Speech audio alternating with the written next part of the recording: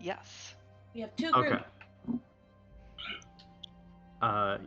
groups. We'll go ahead and start the scene with you all. I need to look at the DD contract really quick. Is Dee Dee, Maddie, and I'm sorry, I don't remember. Gloom. Oh, Maddie. Also Maddie. There are 2 Maddies. And then Paige and Willow, and then Pierre and Aang and Hawk. Hey Joe, for reasons that definitely don't relate to me, fucking with the Dragon's Dogma 2 creator, do you think that Aang has blush at all? Oh my god, you've downloaded that thing too! Wait, hold on. Is there a character creator? Yeah, there's a free character creator.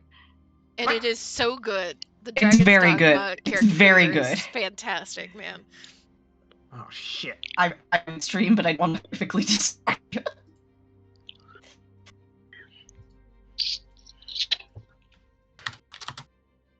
Mental. Let's go. Hold on, my connection is shitting itself because Steam is downloading. Stop. Who told Steam it could download? Steam just fucking do that. Steam's just like, oh hey. Just be like. Did you know there's a 4 GB update for a game that you haven't played since 2017? And I'm like, well, I don't want this.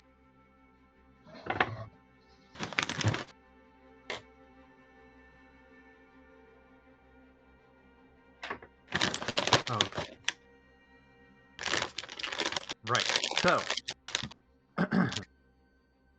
where were we? Yes. We can start with, if there's no end of session notes, which I don't believe there were, we can start with the little market shopping trip thing. You gotta say which group you want to go, though. Because there's 2 groups. I thought it was... No. The one group. We have 3 groups going on right now. 2 in the market, yes, but 2 in the market very purposely not going with each other because of Dee Dee. Yeah, Gotcha. So you have Maddie, Gloom, and Dee Dee. We have Paige and Willow. And then staying back is Aang, Hawk, and Pierre, who are cooking. Let's literally start with Paige and Willow. Because that's at the forefront of my brain.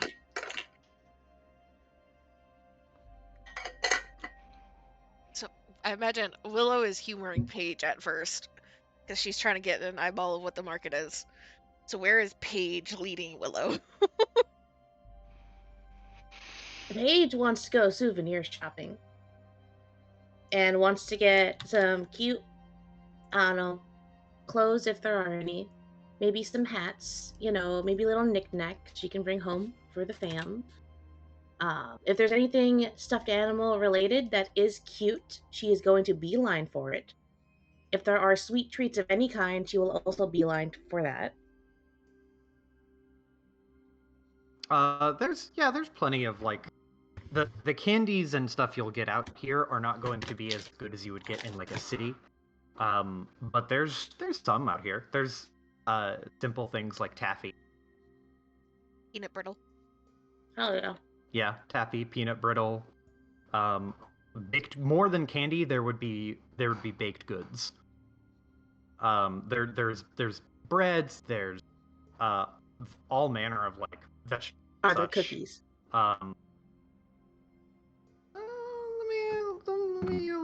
Let's see. Just roll D100. Cause fuck it. Pathfinder baked. baked. That's a 200. 1D200. 61. 61. Well, on a 61, yeah, they're not great. They're not like, gourmet kind of bougie ass chocolate chip cookies. They're kind of very homemade. How bougie can chocolate chip cookies get? It's like 6 ingredients. You don't know how there's a lot of ways to get super bougie, but extremely bougie. Yeah, baked goods are a world in their own. But in this part of the world, the cookies you get are like slightly kind of different sizes. They're not all very uniform, but they look good. They look like the kind of like good snap I think, kind of crunchy. Joe, because Yeah. you have Paige in this party, you just need to save that Reddit thread. What? Just save it, tuck it away. What is this? Oh no. Fantasy Sweet Shop products. Ooh. Let's go. Just fucking save it. You don't even have to like do like the extra shit that comes with each item. Just like this is the sweet that you get. Here's the rough descriptor of it. But yeah, you find a few delightful cookies. There's not like multiple people selling cookies. There's only the one stall. Cookie time. That's their snack break from shopping. I imagine it like this, like after Paige has kind of like bounced between one or two stalls while she's like looking at like a dress or some shit. Will just very kind of calmly come and like stand next to whoever seems to be the owner. Just, I don't suppose that you know who. You don't have a market head here, do you? Somebody that You're handles talking the to business. the person at the cookie stand? Cookie stand or like Clothing dress shop, stall more like. or something, yeah. Gotcha. Well, the person who is sitting behind the stand at the cookie, the little stall there, is an elderly woman. She has like a very, very like quaint little bonnet. She is the picturesque style granny that you get, the kind who owns Tweety Bird, and she's sitting in like a nice little rocking chair that she has, or at least someone has brought out, and set behind her stall so she could rock in it. And she just looks up, just goes, "Oh, I don't know about it. Market shares. I just like bacon." And we'll just nod and we'll ask the next person. Yep. There's a kind of you can go and speed through and ask quite a few people, and like the general vibe you get is that the town here, I say town, it's village really, but this little village is it has kind of a homegrown community thing. Setting up trade, it would be more like setting up with individuals here. For the most part, the only thing that is like, for anything that is there something specific that you were trying to get, like a trade route for some specific thing? I recall vaguely that brother said something about trying to set up for like spices, like dried goods. Gotcha. Okay. So, you kind of get the impression, like after being physically out here and looking around, your brother might have overestimated what was here, but there are a few stalls that do have some specialty spices that are grown due to like the eclectic ground. As a result of the weirding, they are able to grow certain types of spices given the climate that the town falls in. So you could possibly set up trade with that person, but it would not be a great deal. But you don't even have to roll persuasion for that, because this, like, the point at which you find a person who's willing to trade with you, they're going to be like overwhelmed at like the what? A city person wants my spices?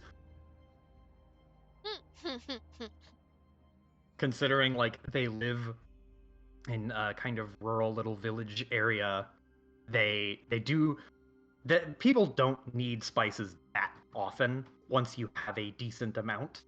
Because how quickly can you go through like a jar of cinnamon? So this person would sell a bunch right away and then end up kind of stagnating. But you can cross off your success list for getting a trade set up, but it is not going to, it's not like a city. This is like a more of a community. Hey, one small trade can lead to other trades in the future. Fucking foot in the door. This is true. This does give you networking capability. And also keeps Willow on her brother's good side. Also true. But after that is handled, she is a little more relaxed and will kind of fall into step with Paige from another, as Paige is leaving like another like stall or shop or something. And just kind of like fold her hands behind her back, just kind of looking around. So, I have a question that I don't know that you're going to particularly enjoy.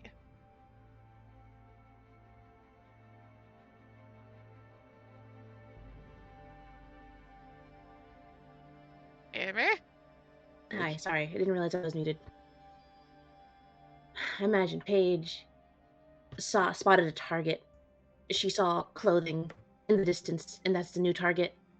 She has probably not bought, Jesus, gotten/bought really silly and cute knickknacks, Mm-hmm. and at least one stuffed animal. I will say if you mark off a gold, Mm-hmm. or actually, you can give me a vague amount that you want to spend, and I will give you some such number of things based on that amount. Let me see. What was her starting gold? Okay. Well, she's gotta get shit for the whole fam. Mm-hmm. So probably like, I feel like 3 gold. Yeah, that's plenty. Like, Yeah. especially out here, because we're going by the standard like Pathfinder rules of silver is closer to the value of $1 and gold is closer to the value of like about $100. Mm-hmm. So with 3 golds worth, you're able to get a whole new wardrobe worth of clothing. Yes. It doesn't have to be just for you. It can be like different it could be things just for of her. clothing for other people. But it's all handmade. All of this clothing is handmade. This is not like something you could see produced in a factory or anything like that. And the one stuffed animal you're able to procure, because again, all of this is like community level handmade goods. Mm-hmm. There is like it's one of those like those old school stuffed monkeys. You know, the ones that look like kind of weird, like a sock monkey. Sock monkey, yeah. Yeah, It's okay. it's like that. It's like a sock monkey, but it is a bear. It is a sock bear. Aww. You know what? That's gonna go to Riley.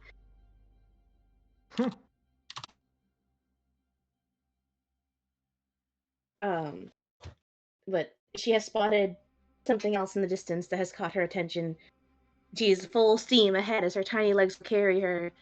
But as Willow says that, she kinda slows down a little bit and then just like glances at Willow.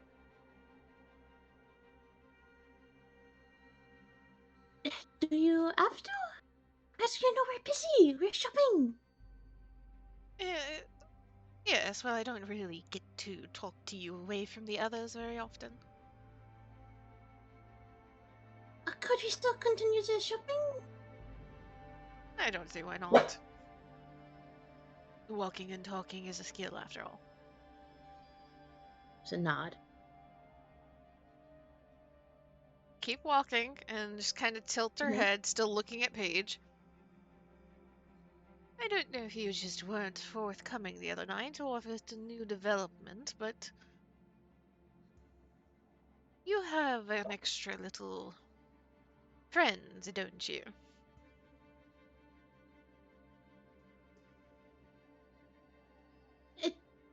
Are you talking about the new one? The sheriff? No. I imagine a friend that is perhaps not too unlike my friends.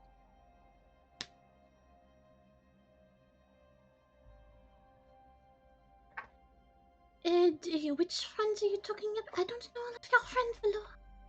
I'm sure you have plenty, which is good. And there's just a hand raise and a pinch of the bridge of the nose. A magic friend. She will swap to French, just without missing a beat. There's a random extra shadow that keeps popping up around you when things are happening.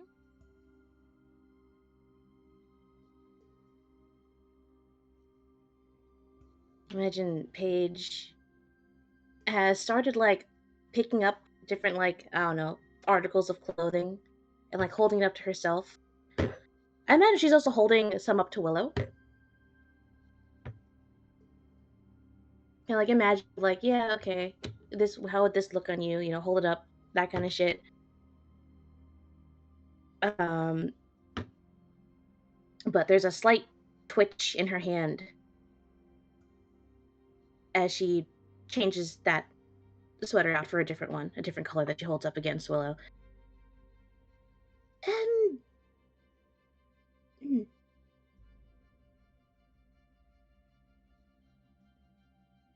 what exactly have you seen?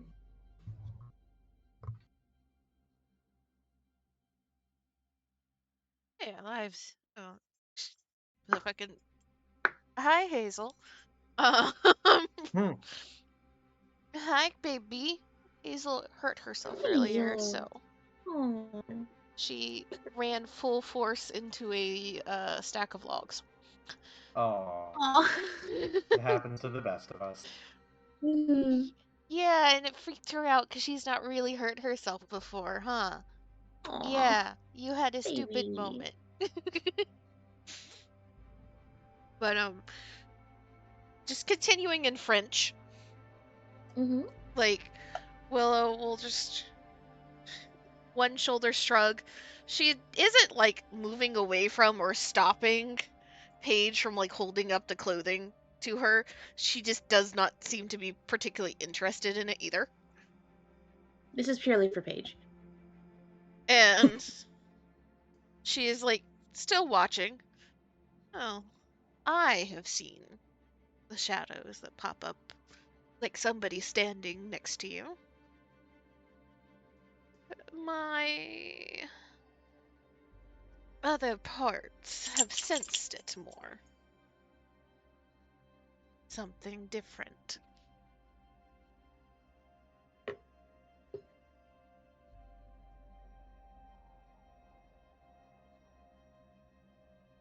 Paige kind of just hums for a second, and she's going to wait.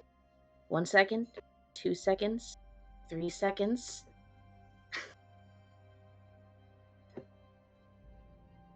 When there is silence, she nods. And she will reply in French.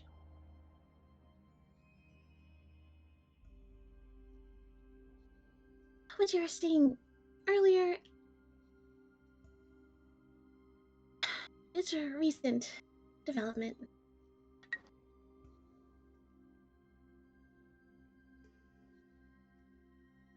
Good development or bad development? I'm not sure yet.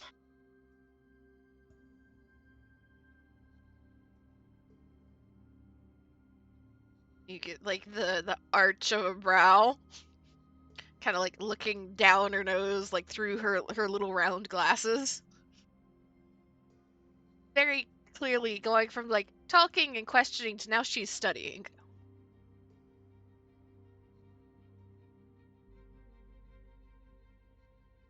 Not something you think is a problem yet, then. It could be. Or it could not be. Or this could be a resource for me in the future.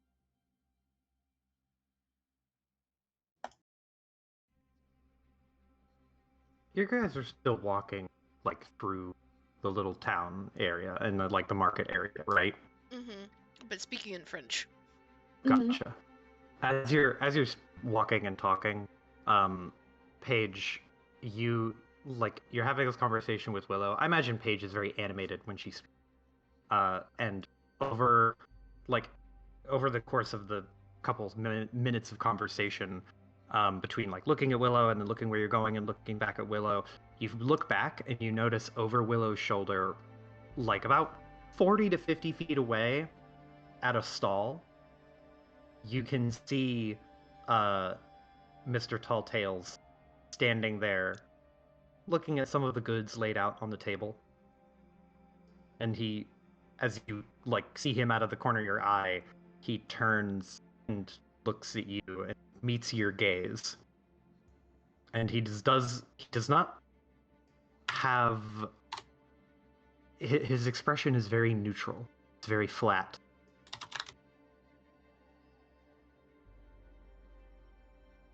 But he's listening.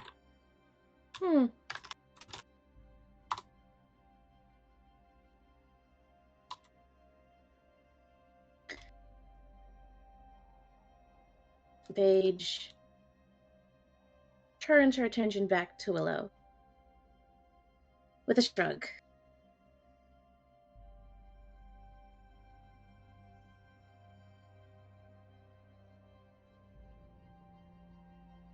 And is he attached to your... And she kind of like wiggles her fingers through the air.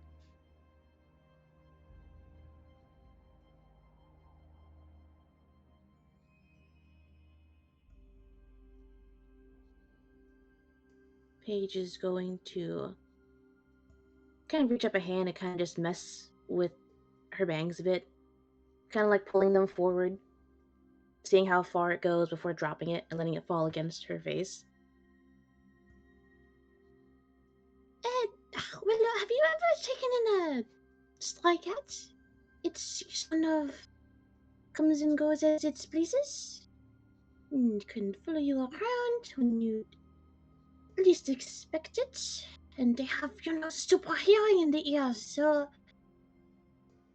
it's sort of like a cat.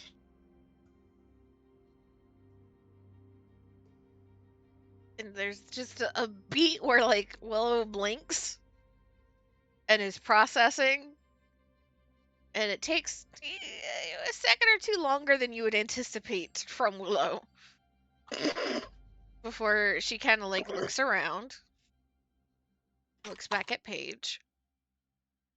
Yes, well, it's rather unfair if he gets to hear everything that I might tell you, but I get to hear nothing about him.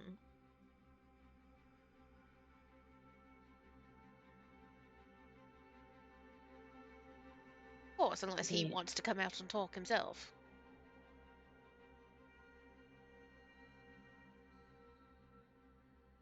I don't think that'd be a good idea.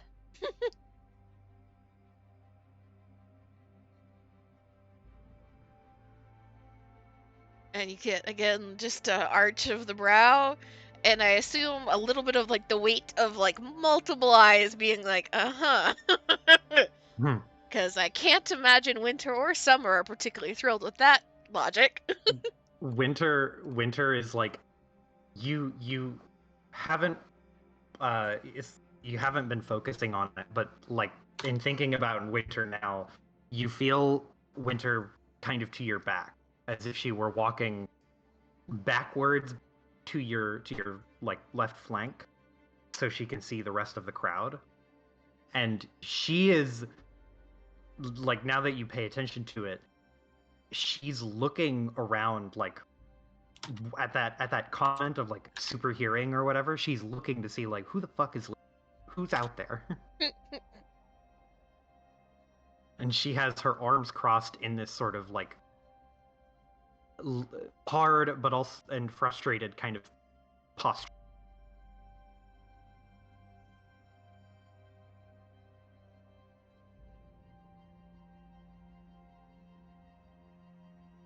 So somebody that you are concerned about. Well, that makes things interesting and complicated, don't they? She just nods. I would prefer them to be less interesting, but here we are.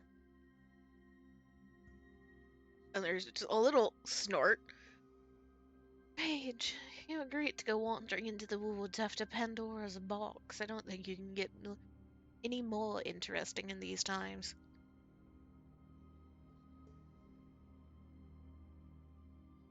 Paige kind of just looks at her, and there's just a little quirk of the eyebrow. I prefer to keep things interesting on my terms, not anyone else.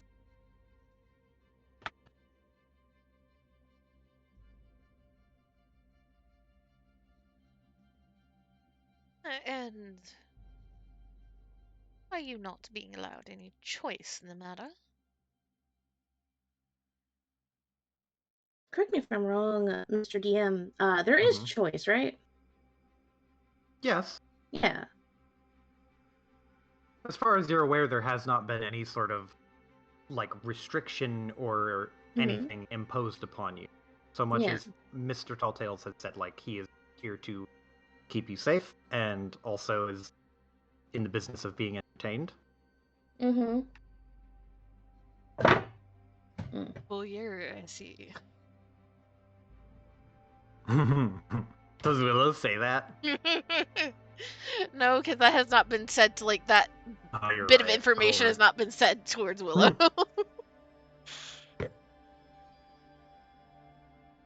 I don't know what that means. But a voyeur? like someone who like a voyeur is a person who. Oh, like, I thought I misheard. I thought you were saying some word I couldn't even make out. Voyeur. Gotcha. He said it with a little bit of fancy on top. Gotcha. But Paige shakes her head. There is choice. This is a decision I'm making.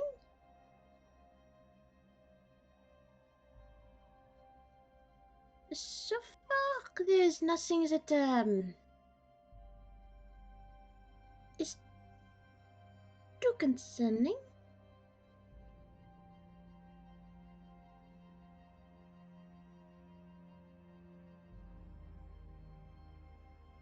Aside from the fact that you are not certain if and how much can be talked about.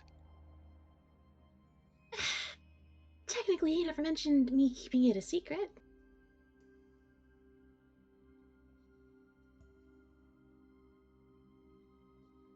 So a little bit less of Faye than anything else, if he's not that concerned with contracts.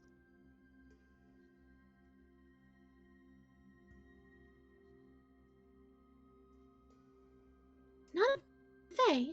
He's something. I don't know what it is. Something, though.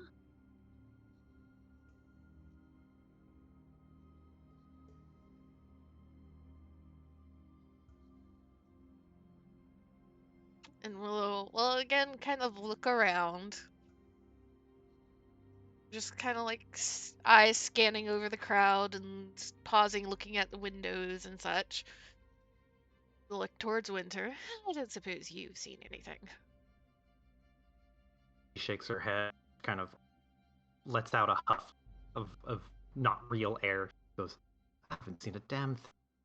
Everyone here is just normal. vaguely gestures at all of the market goers.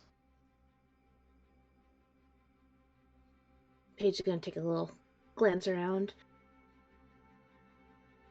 Paige, the moment you start to turn your head and look, you see right beside you, Mr. Talltails is standing right there. I need to make a check to see if she jumps out of her fucking skin. Let's see. What's the DC on that, boss? I'll make it a will save. That's going to be a DC 18 will save to not yelp. All right. 17. Almost. So close. Fucking Paige turns. I imagine she looks in the side. Like if Willow's to her left, she looks left, and then she looks to the right, and he's right fucking there. Mm-hmm. And Paige is going to just fucking yelp, and she's going to jump, and then she is going to leap towards Willow. Just head snapping around, kind of catching her like by an arm. Willow, when you turn around and you catch Paige, you see a tall man with auburn orange kind of hair, very bright, kind of golden eyes. He's wearing a brown coat. He looks very dapper. He would not be out of place in a city, but in a village like this, he seems, well, actually, probably about as out of place as you do. So, give or take. But he's standing there, and he just, at first, he has a kind of blank, blasé kind of expression, and then he meets your eye and smiles. Pleased to make your acquaintance, ma'am. Willow tilts her head, still kind of has a hold of Paige's arm. Paige, who is currently swearing up, down, left, right, and center in French for a couple of seconds.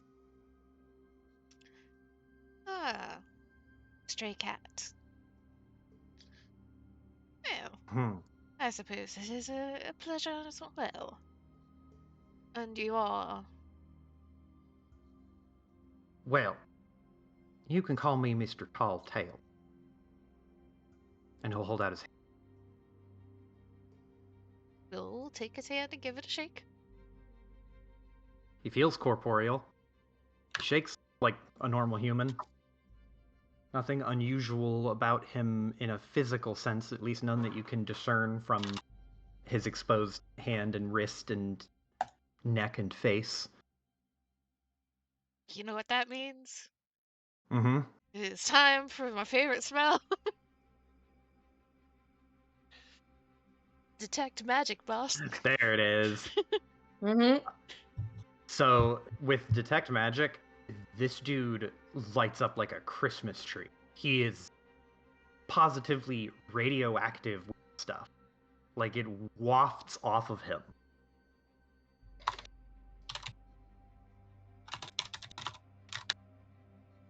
There's a brow that raises slowly.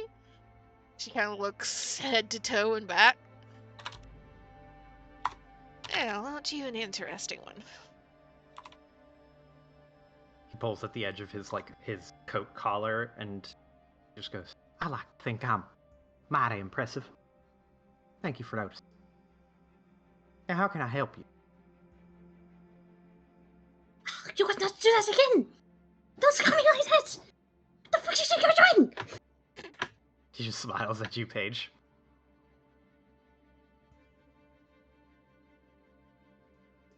Paige is grumpy.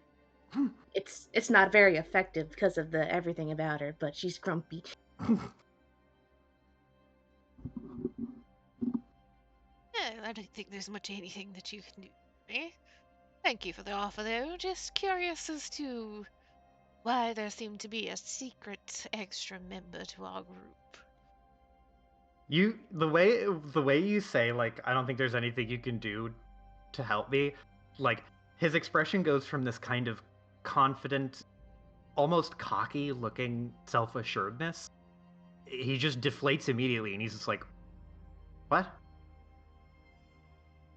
What do you mean? Getting all inquisitive like? You must surely want something.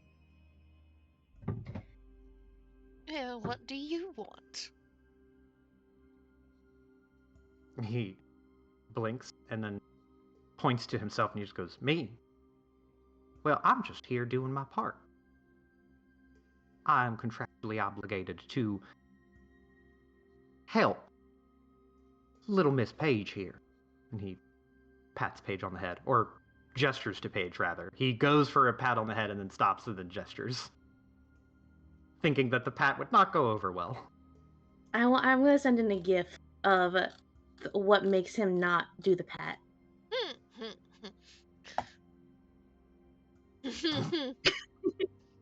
He goes for the pat, sees that, stops.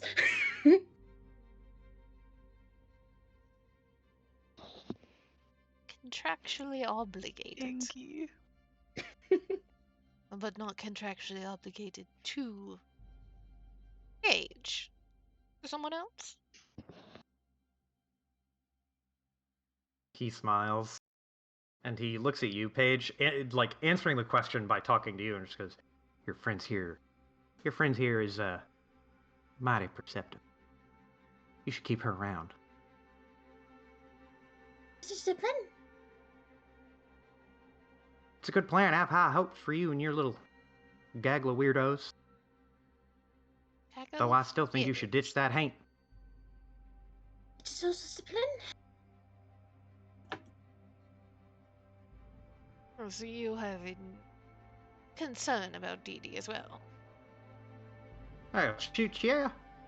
I am absolutely floored that all y'all are walking around with that thing. Have you run into her before?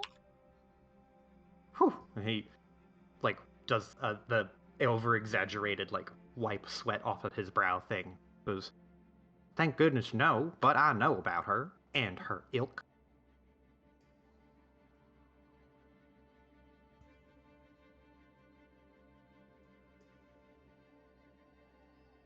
Willa just kind of tilts her head, curious, and she'll cut her eyes to the side to see Winter's reaction to this person. Winter is, like, circling, walking in a circle around him, looking at him, because now she can see him. And she is, like, muttering under her breath, just like, Why couldn't I see him before? Deal. Don't get it. Kind of glad.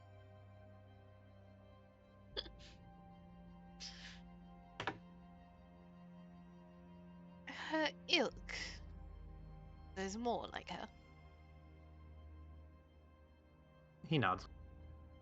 There sure are. Unfortunate for the likes of y'all. And he does a little finger swirl towards you and Paige, as if to say, like, he's not in danger, but you are. A lip curl from Paige. Squint of like, I don't like that.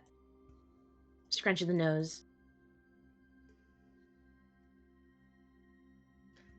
The likes of us. So, not a haint, not a fae, not a witch. Starting to narrow some things down. He tries to lean back into that kind of self-assured cockiness. Willow, I'm gonna need like several back-to-back rolls. I need an Arcana roll from you. Oh boy. I need a Winter lore roll from you, and I need a Perception check from you. Okay, give me a second. Let me find my shit again. Let me actually pull out my dice because I've not done that yet. Mm-hmm.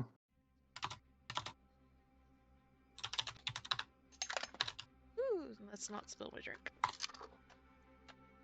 That would be very unfortunate. So first you said Arcana. Mm-hmm. Fine. That's a good one. 24. 24. Okay. And then a winter roll. Uh-huh. Slightly less good. That's a 21. And then what was the last one? A perception check. That's a nat 20. So that's a 25. Sheesh. Sheesh. In order, the Arcana check, like with your detect magic, and I wanna look this up so I make sure that I get it right. But with detect magic, you can understand that there's magic nearby.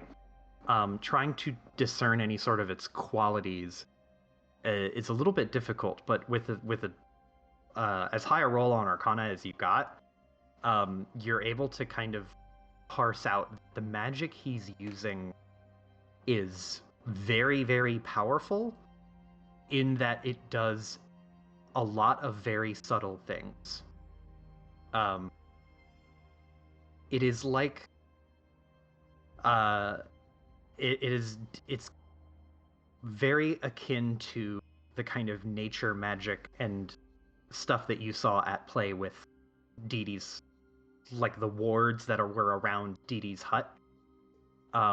It is a similar vein of magic to that, where it's not like something tangible and bold. It is a bunch of very, very soft, subtle nudges that kind of nudge people away from noticing. So he's not turning invisible, but they are not looking in his direction. Exactly. It is like a combination of a million different versions of how you could notice someone all going on at once to give him this effect of being basically non-existent. I think my mic is cutting out some of my speech. A little bit, yes. Yeah, sorry. But it's basically like it is cumulatively like all of these different ways of ignoring him going on at once that make him seem non-existent to people. But he is able to control it very, very precisely, which kind of, it does give you an understanding like, oh, he's if he's at all human, he has a lot of magic and he is very used to it and understands it very thoroughly. If he is not human, this could just be a natural part of like his nature as a whatever he is. With your winter check, Winter is able to like, you see Winter like kind of looking at him and then looking at the people around and then looking at you and Paige and then looking back at him, and Winter's like examining all of this stuff and takes a few steps back, and you can hear her like puzzling out loud like, he's taking all of this conversation up and away, isn't he?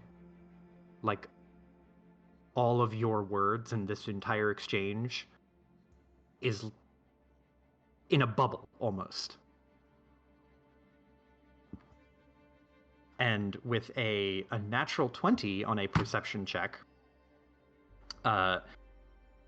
as Winter kind of confirms this, you look around and notice that the crowd, the little area around the market, it's not not crowded. There's a good number of people kind of milling about, but they are giving you like a wide berth.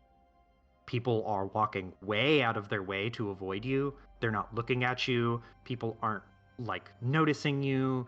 It's just, it is like he has subsumed you in that bubble so that he can talk to you.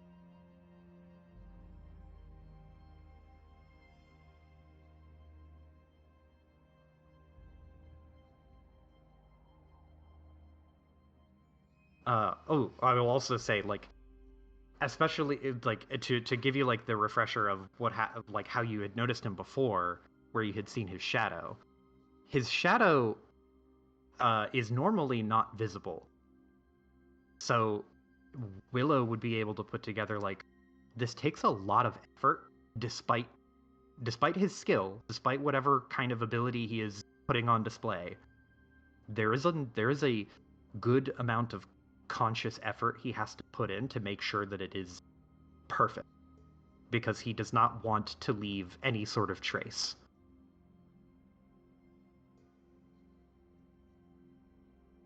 Well, it just kind of like tilts her head as he's like, I think you said he was like straightening his jacket again. Mm-hmm. And her eyes narrow just a little bit. She's like looking him head to toe. Very clearly, like, again, just like earlier when she was studying Paige, she has swapped into studying something in front of her. Not trying to hide it. You are something else entirely, aren't you? He Little gives you magic, not big. he kind of grins at you, but there is like a begrudging respect to it, and a little bit of like a hint of frustration, like when you if you're slowly starting to put together how a magician does a card trick, and like what he's not doing and how it's not going here but it is here later, like thinking out loud at him like this, it's getting under his skin a little bit, and he just kind of goes, "You are a smart one. I like you. You remind me of me, only much less talent in the magic way. But I respect it. And I think with a little bit of practice, you could get there too."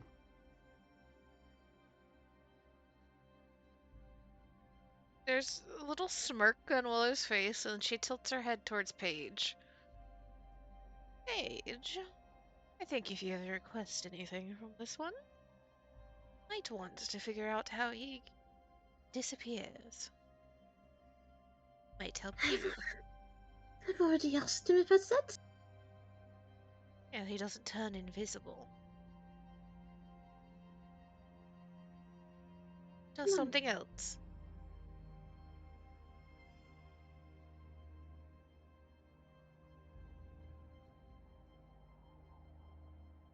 He looks at you, Willow, and just gives you that kind of like begrudging nod. And he looks at you, Paige, and he's like, "Well, ladies, if there's no further question, I think I have overstayed my welcome. I have other matters to attend to," and he flicks out his wrist to look at a watch. He just goes, "I believe I have an appointment. But Paige, keep in touch. Remember, I'm always listening." And he points to his ear. Is she And sworn then to secrecy? he looks at you, and he just goes, "I prefer discretion. But I cannot constrain her to it."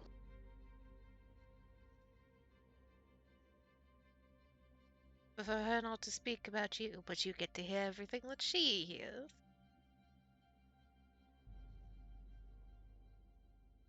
He like starts on like a tangent. Like he opens his mouth and like starts to point a finger, and then he stops, kind of changes his affect a little bit. Just goes, "Well, I don't think of it like. I think of it as more of a passive observation. I don't always pay attention, but I can always hear it." Both of you roll me perception checks. Perception check. Oh, that's not great. That's also not great. It's like gonna be a total of 15 for me. Yeah, total 13. 13.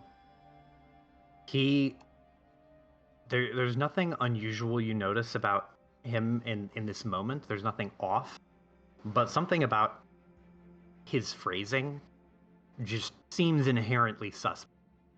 Mm-hmm. Like he's Willow, with all that you know about Fae and Fae, like, sort of magic biology,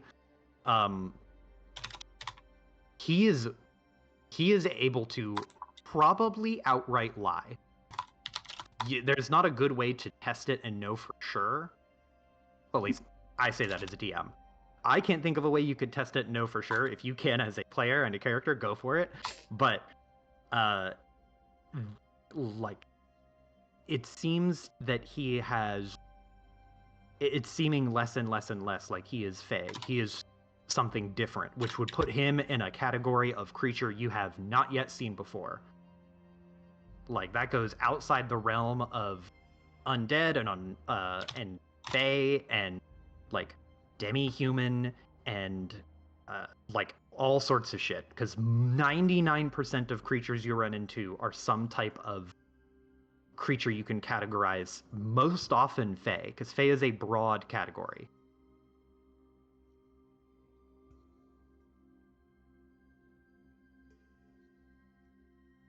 And again, there's a little smirk. I will say, like, Willow has not been outright, at least for Willow, I should say, aggressive or, like, aha, in your face. It's more just thinking that she has been doing. And there's a little smile that comes across her face that very clearly reads as, you've given me a challenge.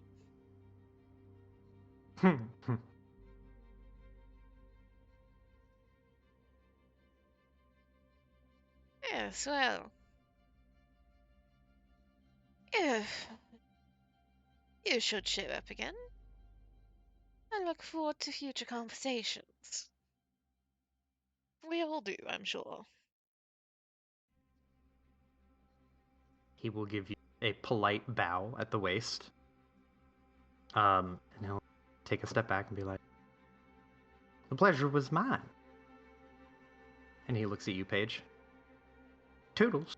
And he'll just gone.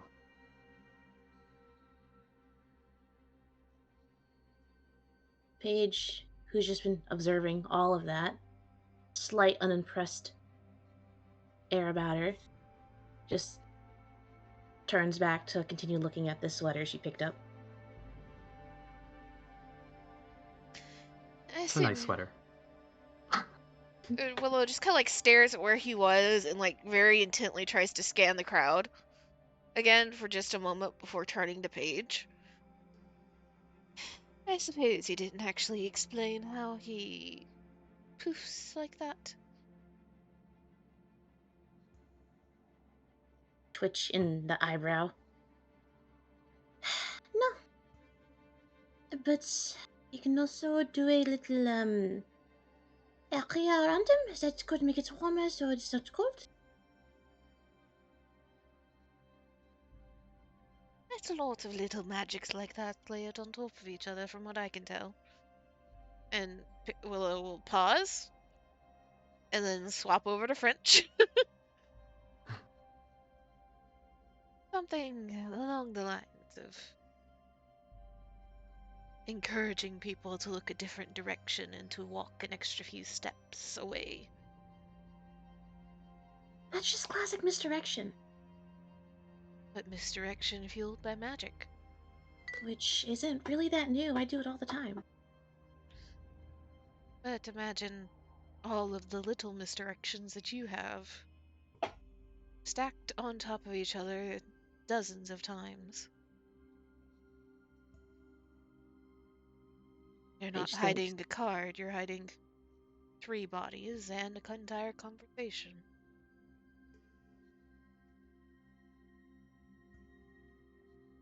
Paige is still kind of studying this sweater. I imagine it's very soft. But she imagines it, and there's this little, like, gleam in her eye as she imagines that.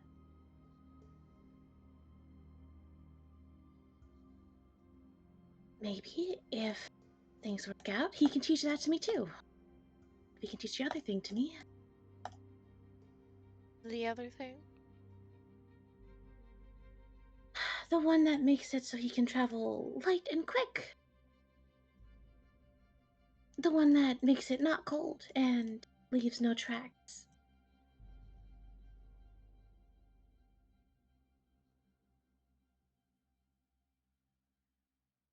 Well, it kind of like looks back again towards where Key was standing, considering the spot very carefully.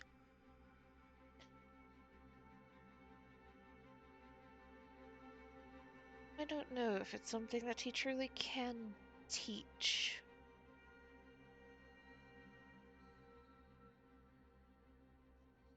I don't know that the magic is natural to him, but I don't think it is unnatural to him like it is to us.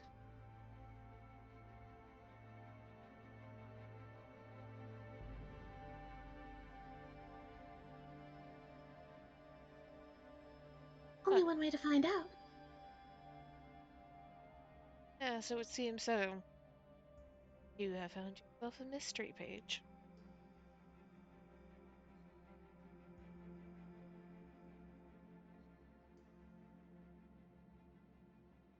Have. One that I'm gonna figure out eventually. It's gonna take my time.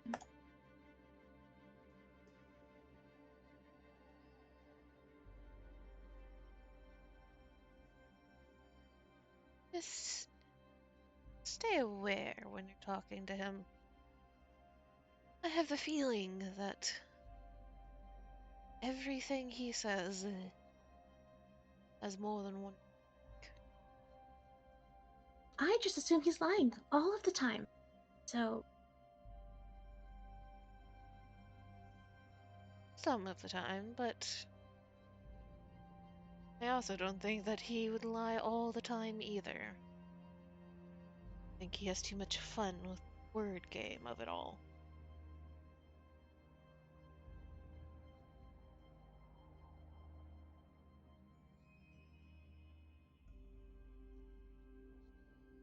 there's just a sigh from Paige. Kind of rubs her forehead a bit in like frustration. If he's gonna play word games, at least he could do is speak French. Maybe ask him next time. If he is concerned enough to interrupt us while we are speaking French, that means he at least understands some of it. She kind of scrunches her nose a bit, kind of tilts her head. I probably won't. I like having that excuse of language barrier.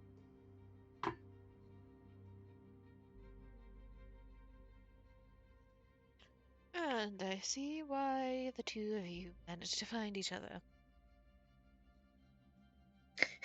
Paige looks up from the sweater to look at Willow.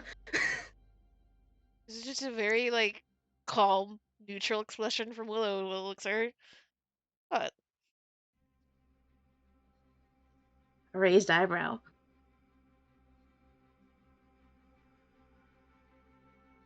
You can't lie to me and tell me you're not a tricksy one yourself.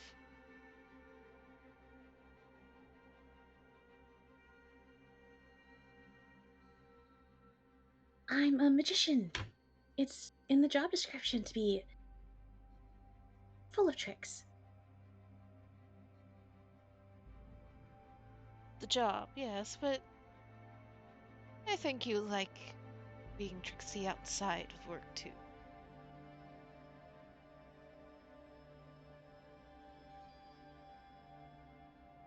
You like the challenge of it, don't you?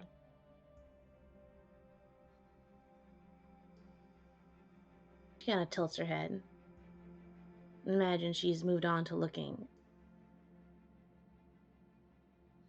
Probably little hair pieces that she found. Not much. Imagine they're little simple wood ones that she's got in her hands. She turns them around. It depends on the day.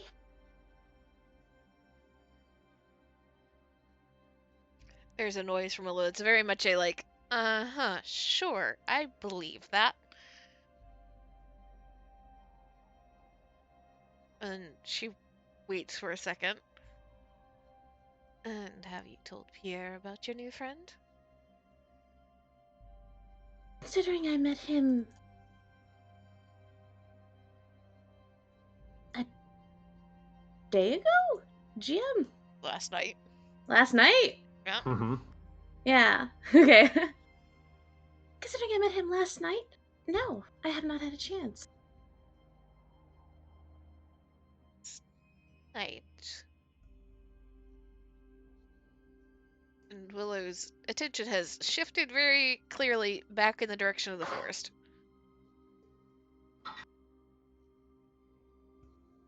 That campsite was certainly something for all of us then.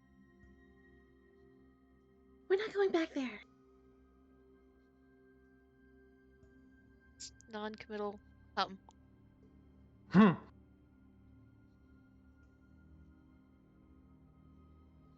And she'll tilt her head slightly in Winter's direction. Kind of eyes still locked on Paige, but will very calmly. And I assume that answers some of your questions. Gives you as many as it has answered.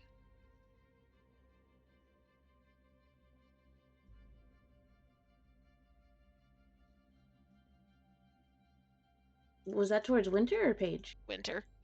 Okay. That's what I figured. Sorry. Repeat the question. So I assume that has answered some of your questions, even if it's given you as many as it's answered. There, Winter, like, apparates beside you. And there is, like, one hand on... Or actually, what is Willow's thinking pose? Because Winter would adopt that. Usually like one hand on a hip and like another hand like twirling a pen or a pencil or something. Mm-hmm. You see Willow, like, standing beside you with one hand on the hip and the other hand, in the absence of a pencil, twirling like kind of rubbing their fingers together. If there was something there, it would be twirling either hair or pen. But Winter, like, nods once and just goes, I think so. I think I'm starting to narrow it down. But again, I also could be completely off base. It's hard to know which. I think we need to go to a library. If there was only a library in this town, I don't think we're going to be that lucky. She turns and then kind of crosses her arms and goes, Can we go to Starwick? They have a grand library. Multiple. How would you know it's a Starwick house?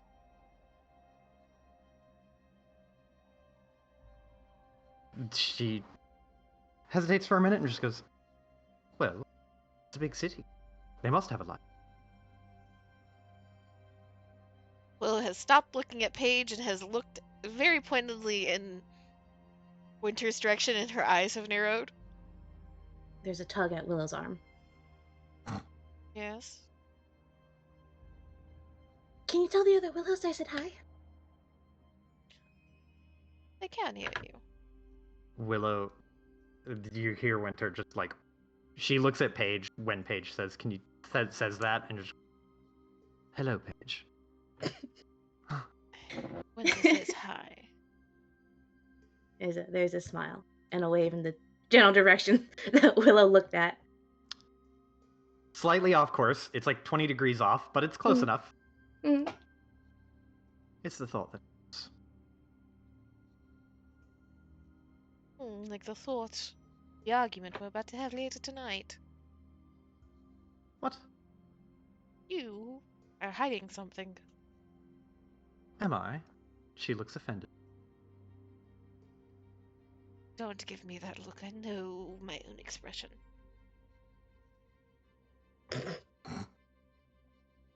Looks back at what she was doing originally.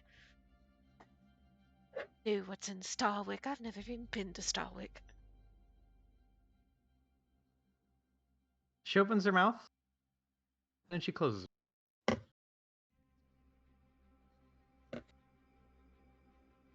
Looks at Paige. Hey, I guess we have some place we're going to be going after we deal with Pandora's box. At least I'm going. Suppose you will have to beg Pierre to come along if you would like to accompany me?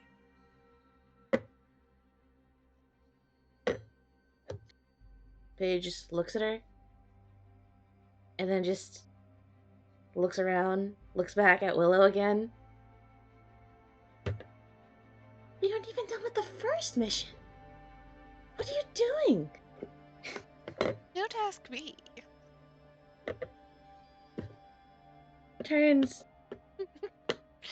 Winter, what are you doing? Winter, like, looks aghast and then looks at you and she's... This is not going to... We cannot have conversations between me and someone else, like we're playing a game of telephone. I don't... Like, Willow's just, I don't... She then stops herself and then shakes her head.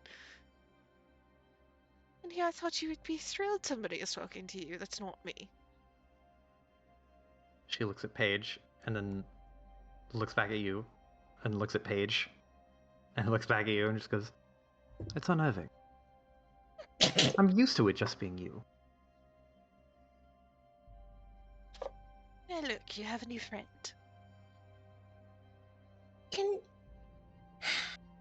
We have to get going. Come on, hurry up. I'll put down whatever she was holding and just kind of like turn and will like offer an arm to Paige to like escort her along further into the market. Okay. Paige will take the arm. This is going to become a thing, I'm sure. Could you be a little bit more specific? What do you mean by this?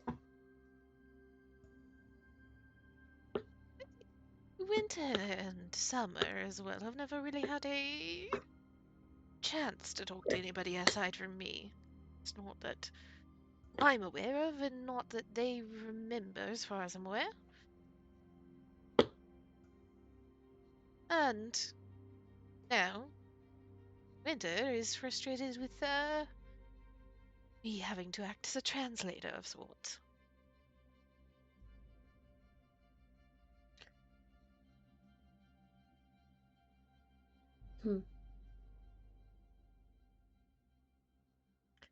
Technically, I don't have to.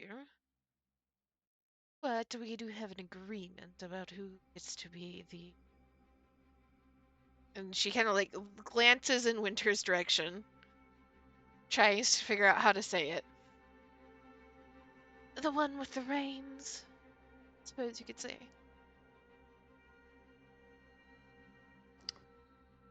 Willow just kind of... Or Winter just kind of nods her head back and forth, like... I always prefer calling my position riding shotgun.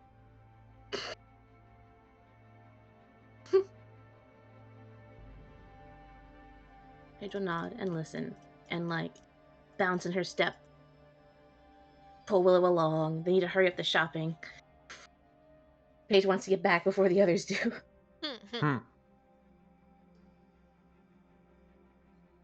Suppose if you truly want to have a conversation with them at some point, you could let me know when we are settled in one spot or another, and they can have a conversation with you. As long as they give the reins back when the conversation is done.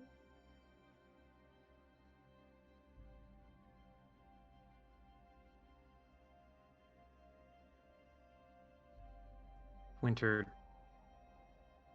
like, raises an eyebrow. When have I not given the reins?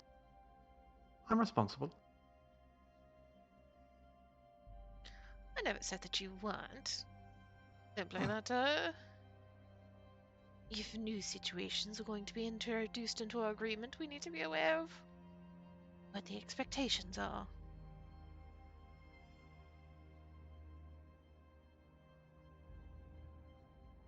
She, like, twiddles her fingers again and says, do you think we should write up a contract and make it official? Half joking, Only half, though. Willow just kind of rolls her eyes. We have been around too many Fae for too long recently, it seems.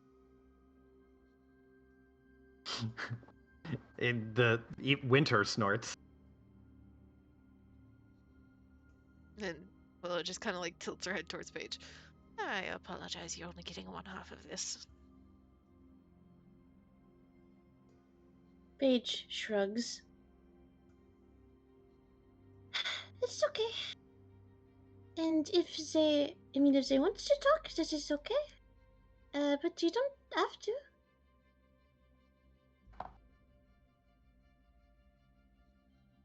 I like talking with Willow.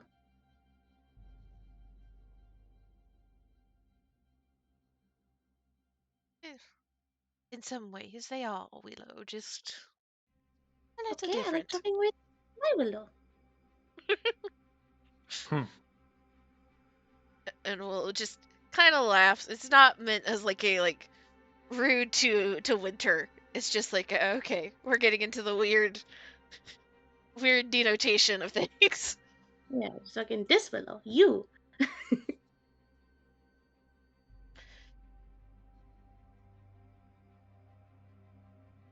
So, how badly do you think Pierre's head would explode if we told him I also had magic? You would probably ask me to make him a drink. Make him a drink most nights anyway. He's not the biggest fan of the Wiggles fingers. And yet he chose to become your magician's assistant?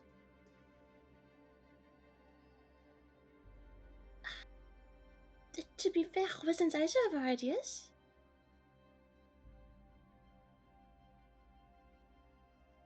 There's just turns the head to look at Paige. They just nods, not elaborating much. We're just very good at it. You know, we're naturals. And speaking of being good at something, they're making pies, so we had to go. You know, you have the long lights, you need to go faster?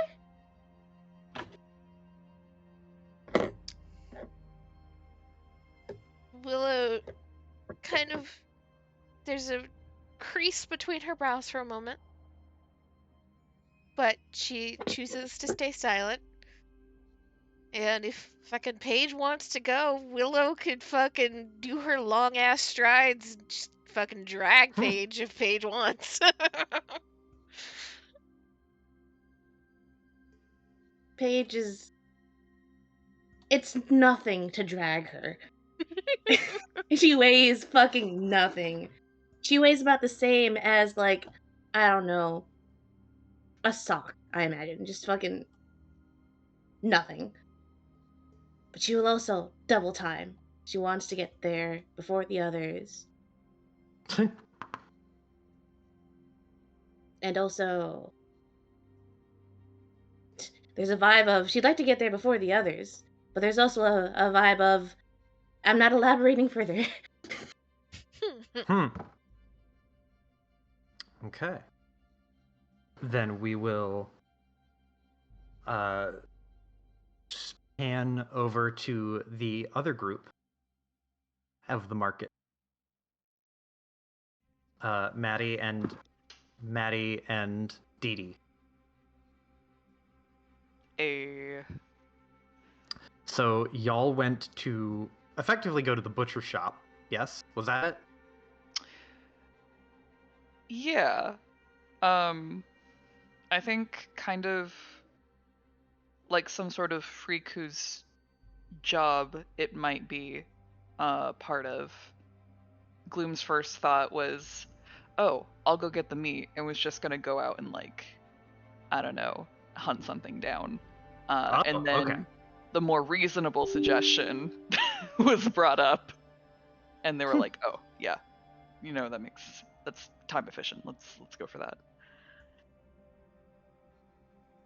Gotcha. Well, there is not a lot of game hunters in the little town here, but there is at least 2 others who do share their cuts so that they can trade, and they have acquired some pretty decent cuts. If you want, either one of you, feel free to roll me a flat d20 roll. Do you want the honor, or should I? As the guest of honor, you should do it. Oh, I'm flattered. Let's see.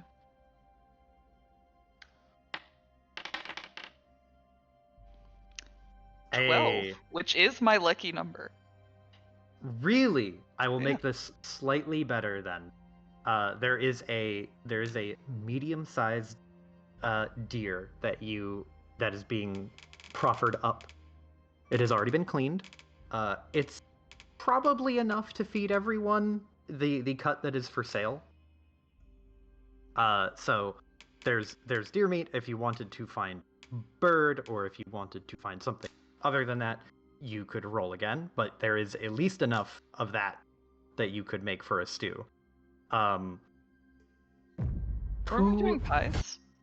Meat pies. Okay. Yeah, meat Sorry. pies. Stew, not stew. I don't know why I said stew. Why was I don't know. Disregard that. Stew was thrown out as a suggestion. I think you're also right for that. But whatever the meal, there's plenty of meat for you to find here. My question for both of you is, who would be perusing the meat? It could be both of you, or it could be just the one of you.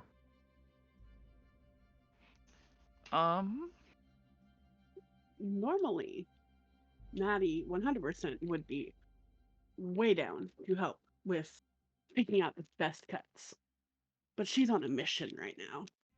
Oh, the coconuts. I think Gloom went into this expecting Maddie to kind of be at her side the whole time, and she enters the butcher shop and sees no Maddie anymore, and they just kind of let out a oh.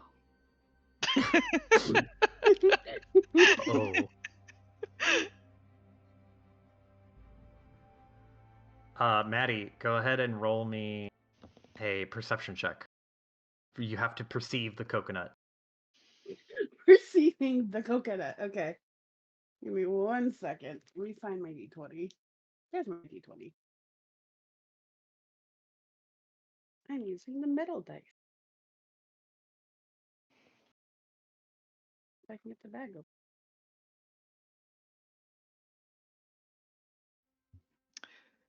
So if we wound up splitting up, where did Dee Dee go?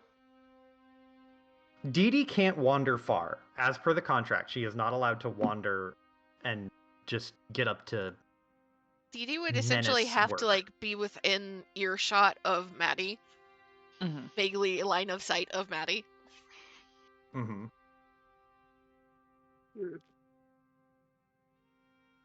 Okay, I can't find my d20.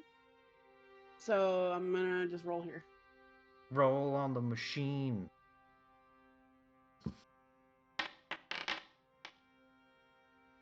$17.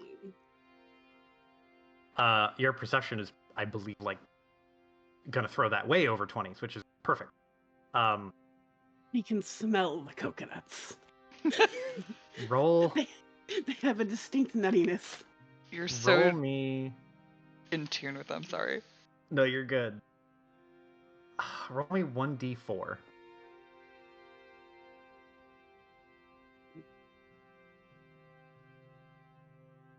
No, that's a d6.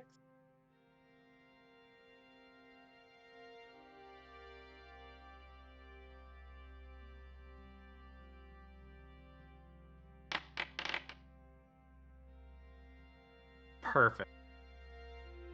You find the darkest, dankest corner of the market where there's only the most obtuse things to find. on this table of otherwise, like, probably worthless things, you find a coconut amongst other sundry goods. One coconut. One singular coconut. It is a big coconut, but it is one coconut. Special for Hawk. Fate dictated this. It's me, the devil on your shoulder. Maddie, I kind of imagine her sniffing around, like, got into a certain range. She's like, I know that earthy smell. It is near. So she's kind of trying to follow her senses a bit, goes down this dark alley of shops, and she'll stride up to the stall. I would like your, sorry, voice. I would like your best coconut, please. The dude selling it is like an older gentleman with like wild white hair, a receding hairline. He just goes, "What? I only have one." Then I will take your best coconut then. How much is it? He gestures to it. It is like the size of 2 kickballs. It is a pretty big coconut. Ooh. Perfect.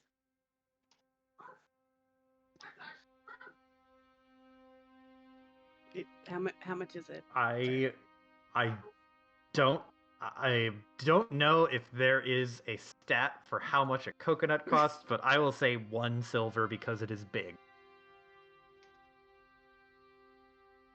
Maddie is not going to fight this. She can buy it. Perfect. So you buy the steak, or it's not steak. Goddamn. You buy the coconut, and you turn around, and you are feeling very proud in this moment.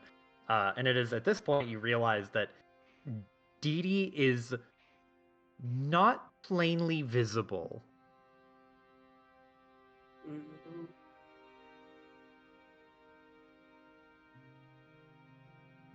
Maddie, like, her thoughts are obviously on the, like, yes, my prize, I have claimed it kind of thing. And she turns around. It's like, wait a second, where is everyone? I was with people. I was with a very important person. Where is Dee Dee?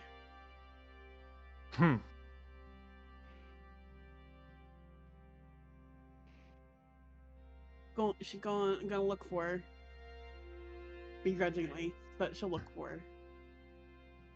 Yes. So it doesn't take much. Like in you can roll me a d20. You roll me another not d20, just a perception check. But you can't fail it. It will just determine how long it takes you to find Dee Dee.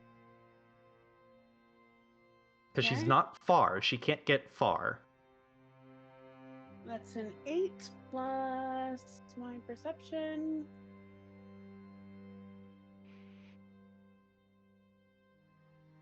Is she doing that weird, like, hide and seek thing where just being out of range? Well, you'll see. Perception. It's on the left of your sheet. Oh, right. My This bad. fucker is like standing directly behind you the entire time. Classic. 3. So 11? 11. With an 11, you like the town is built in such a way that there are a lot of little structures that were built, either homes or just different sheds for different businesses or little buildings to make room for things. So there's all of these tiny structures that kind of speckle the area around it. Most of them are or not most of them, but like a good number of them are like handmade and hand built. Whereas also other chunk of them are from the Weirdning and having been deposited there. So it kind of makes for a very, very weird, like, loopy swoopy town design where it's not a maze, but there's a lot of corners. So it's not super unusual that like Dee Dee could fall out of eyeshot, because it would be very easy to just slip behind a building, or go around a corner. So it doesn't take you long to find Dee Dee. But the state in which you find Dee Dee is unusual, to say the least. Because as you round the corner, you see Dee Dee is like sat on top of, like sitting with her back to a wall, and there is she's sitting on a barrel, and she is very much like intimately close with another person.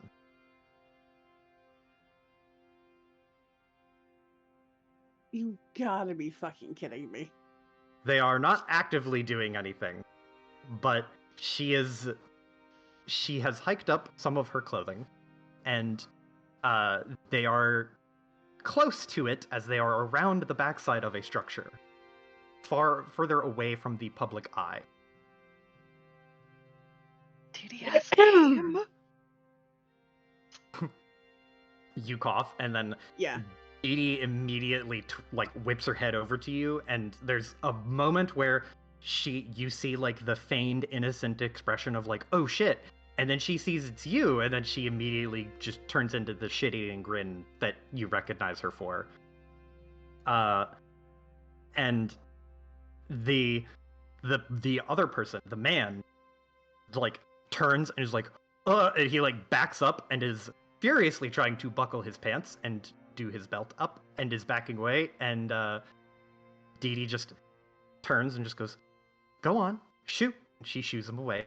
He's like, stumbles backwards and just looks at you and starts to leave. If you're not going to leave him, or if you're going to let him leave. Yeah. He's just a dude. He just fucking dips.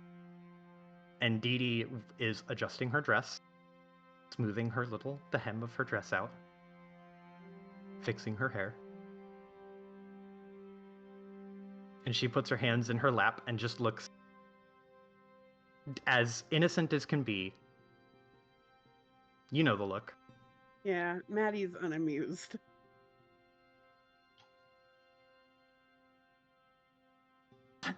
You let the silence hang, and Dee Dee just looks left and right and just goes, what? It's just an innocent little fun. What happened to staying in eyesight? Or at least shouting distance? Well, you could have shouted. I don't know why I had to run up here and cough. I was having fun. She crosses her arm. Apparently.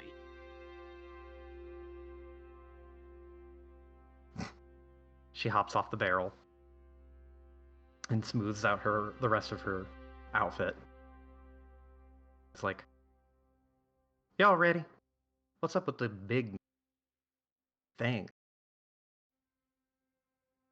It's food. Come on, we gotta go find the sheriff. Don't want to cause trouble here. And Maddie will wait for Dee Dee to pass and like stand right behind her, kind of like a jailer type thing. You walk behind her. Make me a reflex save. Mm.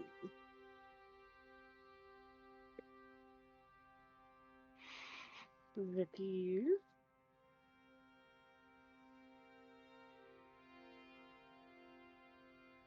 Well, plus 4. So 16? Yeah. 16? Yeah. So, like, you're walking in front of Dee Dee, and you're alert in the moment. You're not going to be fooled by any of Dee Dee's bullshit. And Dee Dee, as she is walking in front of you, she has her hands behind her back, kind of like fingers interlaced, and she's just walking, and not like skipping and not swaying, but kind of like it's kind of like a half dance, half walk. Her kind of lackadaisical stride. Mm. And she starts to kick her heels up a little higher. And you pull the coconut away just in time as she tries to kick it from the bottom to make it pop out of your hands. Jerk. Can I grab her leg, her ankle? You'd have to drop the nut. I have 2 hands. You know what? Roll me an attack roll, like a bare-handed attack roll. Okay. So Or not an attack roll. What the fuck am I talking about? An athletics check. It's a grapple. You're trying to grab her footy. Oh, okay.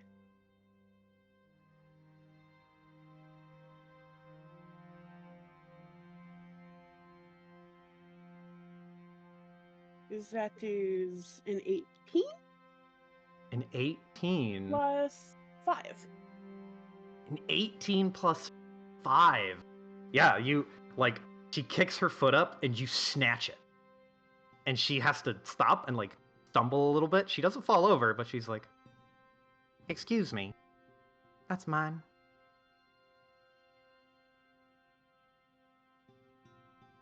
And you are being rude. She'll pull at her ankle to kind of like trip her up, essentially, make her stumble. Dee Dee screams. Doesn't hurt. You don't do damage to her. But she lets out a very shrill, very human woman scream and falls to the ground. And roll, you can choose to believe this or not. If you want to roll for it, you can. But it seems like she plays it up a little bit. And she falls and, like, lands on the ground, on the dirt. And she looks up at you and looks wounded. And there are people nearby who are starting to turn their heads and look at you, Maddie. Oh, you little fucker. Like, I think initially Maddie was like, wait, what?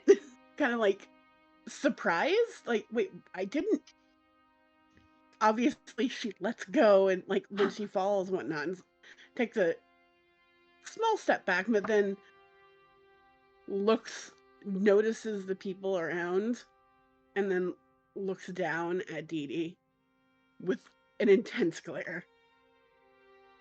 Dee Dee, hiding behind, like, a curtain of her hair, is like, there's, like, the feigned innocence, and then once she notices that, like, people are looking at you and not her, she looks up at you, and you can see, like, the devil child grin of, like, the little sibling who acts like they're upset to get mom's attention and get the older sibling in trouble.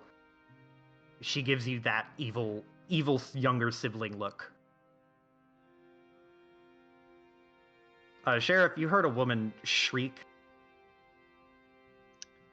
Okay. I think over on my end, I realized I'm alone here, so Gloom does not waste time with, like, I don't know, deciding what meat is gonna be, I don't know, mulling over meat. So Mm-hmm. I think the transaction's pretty cut and dry. Is it possible to haul this deer back, or am I gonna have to Yeah, wait? you Like, could. what's the process? You're totally fine. You're totally fine to carry and, like, run and go see what's happening. Or I assumed, like, it didn't take you long to decide on a cut of meat once you got there. Mhm. It took you maybe like 2 or 3 minutes. And so while Maddie was getting the coconut, and you were both, like, relatively close by, Maddie noticed that Dee Dee went missing, and so Maddie went to go and get her off, and you turned to go get Maddie, and Maddie had skittered off, and now it's like, well, where'd Maddie go? And just as you notice that Maddie's gone, you were holding this meat in your hand, then you hear a woman scream. Okay. I think, yeah, as Gloom's, like, leaving the butcher, the scream is kind of resounding. They pause. They look the butcher in the eye as like they're leaving, and possibly kind of addressing anyone else in the shop. I will handle that. The butcher gestures to the table like, it's at that here. You just run back and grab it if you need. Everyone knows who you are, Sheriff. So if you buy anything, it's yours, and they will know that it's yours.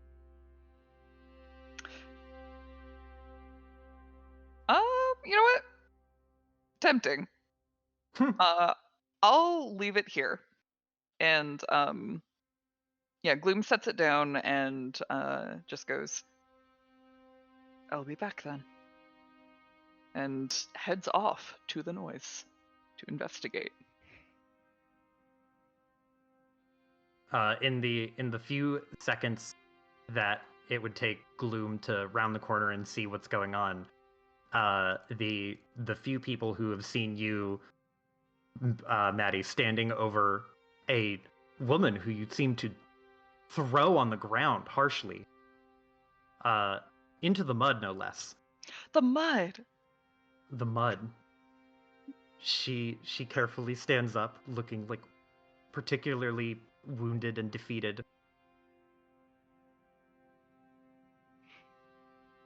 And there's nobody's aggressing on you, but there's like a good number of people who are staring at you. Do you do anything, Maddie? Maddie feels the eyes on her, and she's feeling a bit uncomfortable. She doesn't particularly like this, but I rolled a check here to decide what to do. It was very low, very low. She just kind of steels herself and gets closer to Dee Dee, and trying to talk a bit more so that only the two of them can hear. She's trying to not cause a scene, but the scene's already started, kind of thing. It's like, whatever you're trying to pull here, it's not gonna work. You just hear her giggling under her breath, like when you pull her close, and the giggle echoes in the way that you know it does. When you pull her close, you hear from over your shoulder just like, "Hey, you leave that woman alone." And you turn and see, Sheriff, as you're around the corner, you see a man, you see Batty holding Dee Dee by the arm. A man trying to stop them. The man who has spoken up is the man who was on Dee Dee earlier. Doesn't mean anything to me. Actually, do I know this guy? You do know this man. You know most of the people in town, either by face or by name. But him, you might not know him by name, but you know he's a family man. He's like an average kind of worker around town. A family man with a spouse? And children.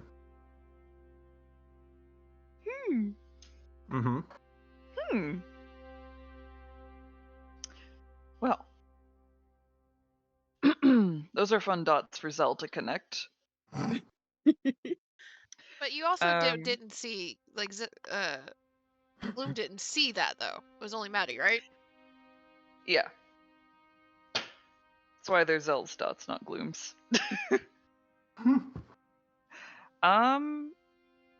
Okay, yeah. Right away, this all has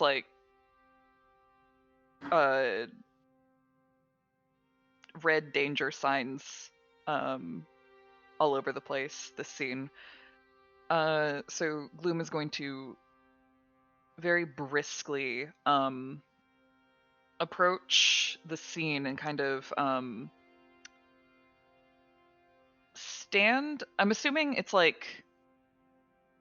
So Maddie is like in the middle, and Dee Dee is like in front of her, and then the man's like behind Maddie. Yeah, I imagine if we were to token it out, it would be like Maddie, and then Dee Dee being right beside Maddie, Gloom being somewhere down here in Town Squareville, and then we have Man, who is like up here. Okay. Gloom's just going to do a brisk walk, standing to the side of Maddie, so as to optimally be able to reach whoever is a potential aggressor in this situation, because they don't know yet. Is Dee Dee still on the ground? No, she got up. Okay. But even just the sight of you, though, Gloom, like you radiate an air of authority. So if you want to make me a diplomacy check, like people see you and immediately are like, "Oh, thank God." Okay. Nothing bad happens when Sheriff is here. Yeah, let's see about that. Let's go for it. Well, that's a 9. It's a 9, but it's a really low. It's an easy check because you have like the favor of the people, in general. So, like walking up, the dude sees you, and immediately is like, "Oh, okay. Well, Sheriff is here. I don't need to do anything." But he doesn't like leave, but you can see the wind come out of his sails where he's like, "I don't have to intervene anymore, thank God." I think Gloom kind of looks at this guy. There are no words here, but seeing him kind of backing off, giving that energy of like, oh, like, what am I doing here now? Gloom arches an eyebrow, like, what are you doing here? Like, that's the expression. Maddie, when that guy tried to step up, whenever it's like, she's glaring at Dee Dee, and she kind of shifts her gaze a little bit towards the guy. It's like, dude, you do not want to stick your dick in this. You do not know what I just saved you from. Gloom snaps their head your direction and just says, Madigan. This dude turns and starts to speed walk away.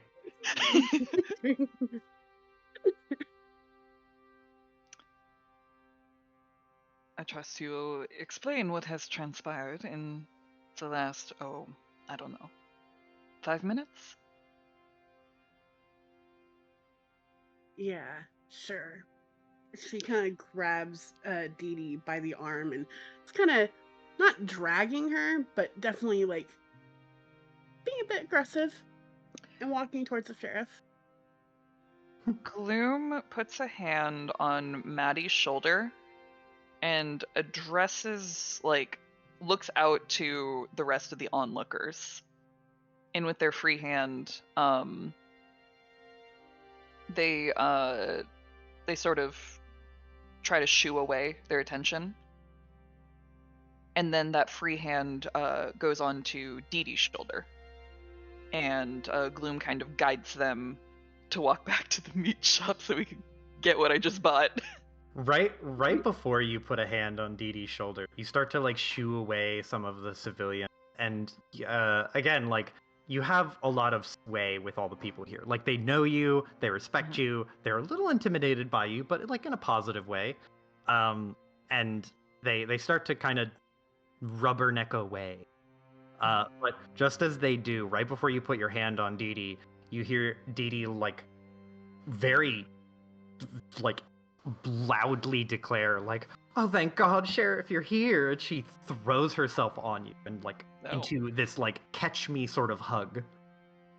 A catcher? Fucking God. And that immediately, all the people who were just starting to leave, they all stop and they turn around again, and now they're all looking at you, Sheriff.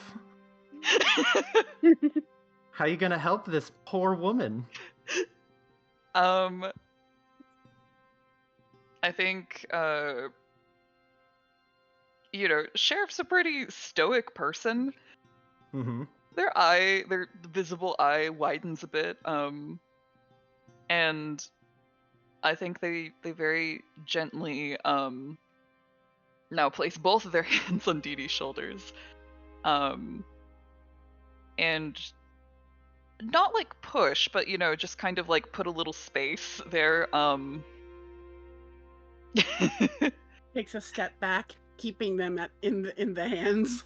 Yeah. So they're holding Dee Dee and they look her up and down, checking for injury, because like I don't know what happened. Mm-hmm. She's got a little mud on her knees, but that's basically it. Mud on her hands, mud on her knees.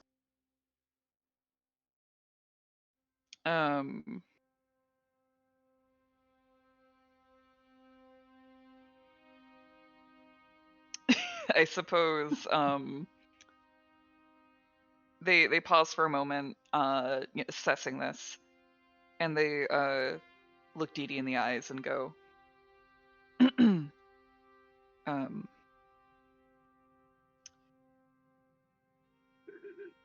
if you would care to explain, I would suggest we do it far from prying eyes into Roll eager me, ears. yeah, roll me a diplomacy check.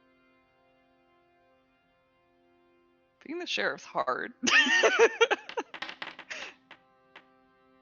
17? 17. That's real good. That is, I will tell you straight up. I just checked. The DC is 18. No! So if you want to use a hero point to reroll it, you can. But otherwise, I'm letting it ride. Hero point rerolls with advantage, right? Not in the system. It's just a straight reroll. Okay. And do I have to take the reroll? Wait. Yes. Yeah. Okay.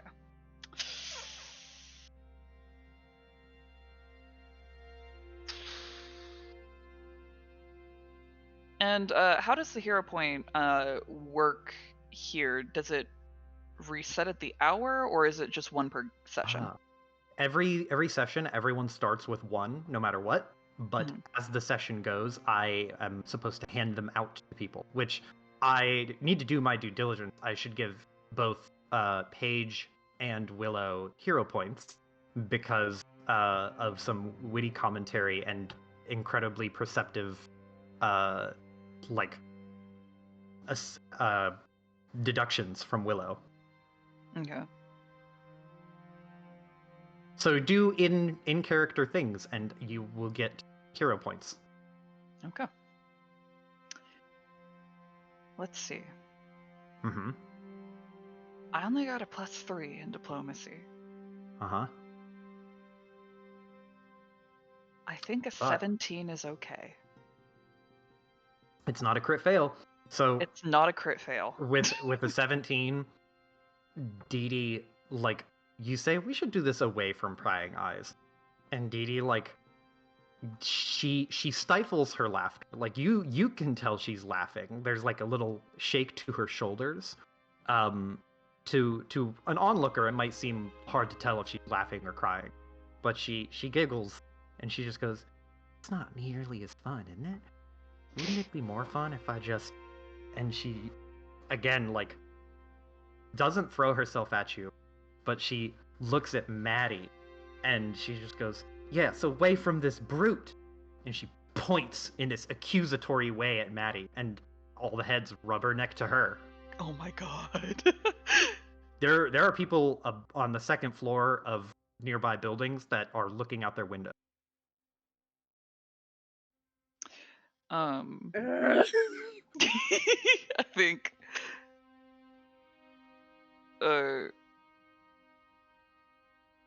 Gloom's eyebrow is going to arch in kind of a, oh, okay, that's your angle sort of vibe. And I think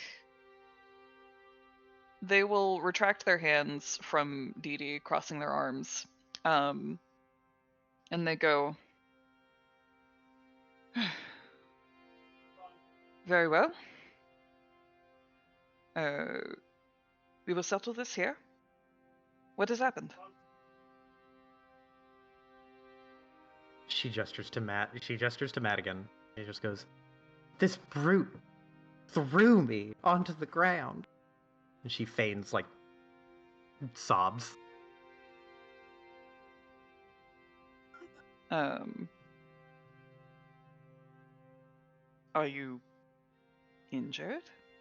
Clearly you can stand.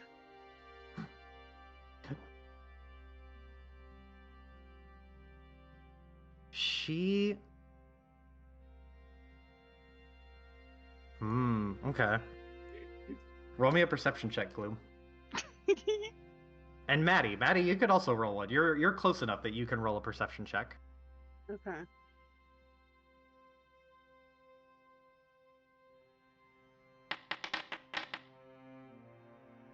$19. 19. The DC was 20. No, this time you crushed it. And a 14. Both of you crushed it. She rolled really bad. She has mud on her knees and on her hands, like the palms of her hands. And she, like, you can see her, like, go as if there's a moment where she's, like, weighing her option in her thoughts. And then she just kind of shrugs it off and, like, holds her hands up and just goes, "Just arrest me.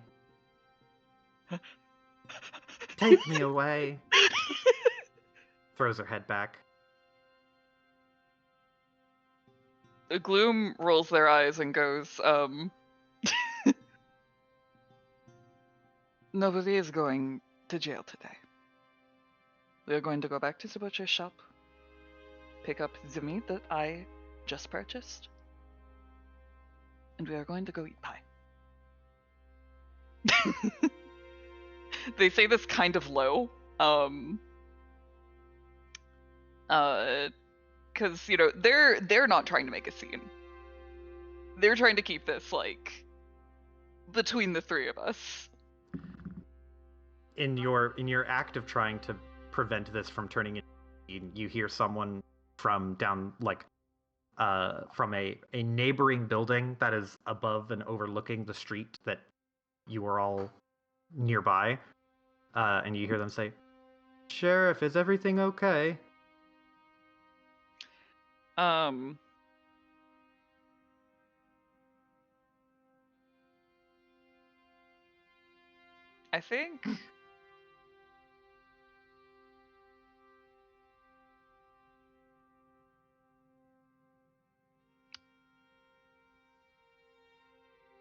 think they look a little bit irritated.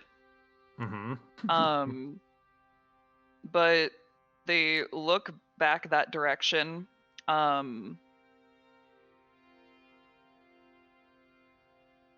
And I think they just announce, how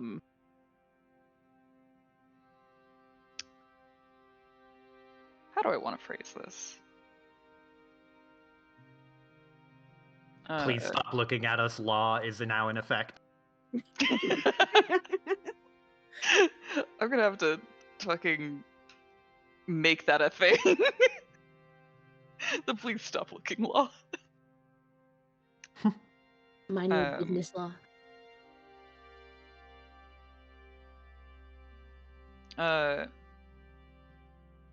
Everything is fine.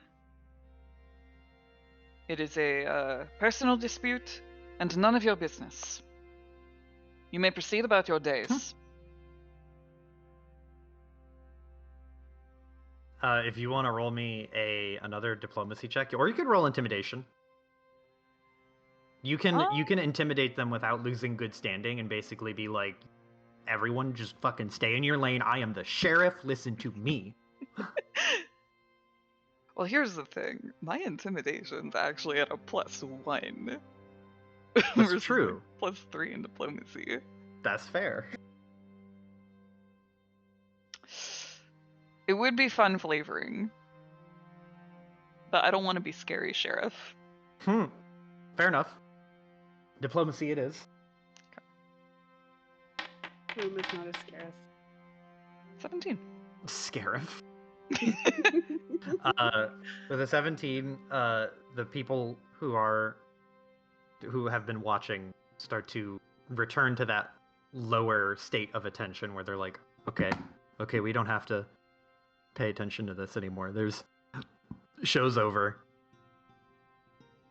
Dee Dee at this point has like not lost it, but Dee Dee is snickering so hard to themselves that they just have like they don't care anymore that people aren't watching. They're not going to raise the alarm. They've had their fun making you both feel awkward as fuck. I think Gloom is now going to place a hand on both of their shoulders, Dee Dee's and Maddie's, and start guiding them towards the butcher. And they do start muttering under their breath. Seriously, couldn't have been more than just 7 minutes. She started it. I do not want to hear who started it. Because clearly it was I who finished it.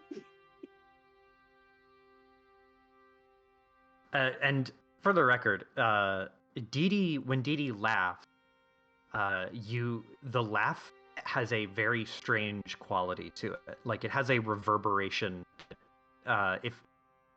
For you, Zell, if you know anything about the Magnus Archives, the character Michael. I've tried. Just kind of in passing. Yes. In passing, if you've ever seen it. But like Dee Dee's laugh has this somewhat magical quality to it that doesn't come out every time, but when it does come out, it seems like you're the only one who hears it. Huh. You as in the royal you, not you as specifically. But you hear that like sort of strange echoey quality to her laugh as she is laughing to herself.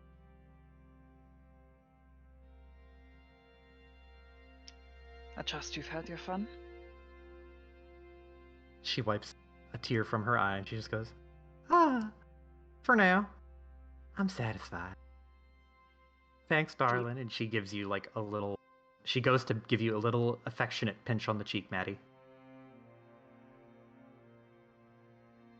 Maddie will swat her hand away. He's like, you realize pulling stunts like that makes us want to put you back in the box more. She opens her mouth to say something and make a snide comment, but she thinks better of it.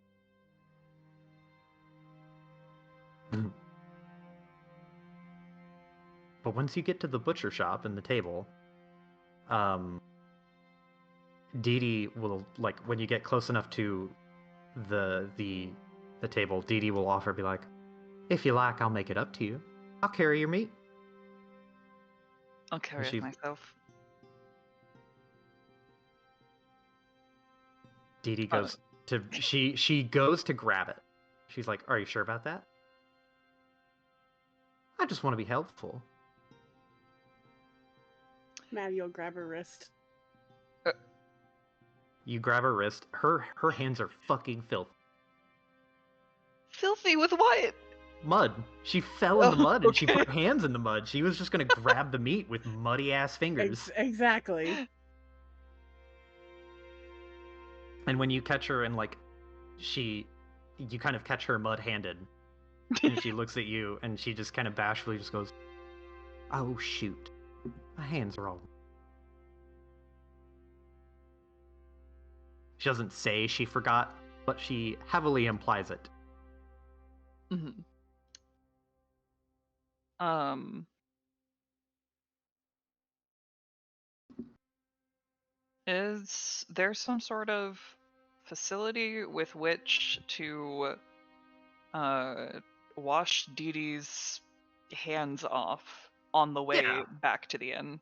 On the way back, yeah, there's a water spigot that's near-ish in.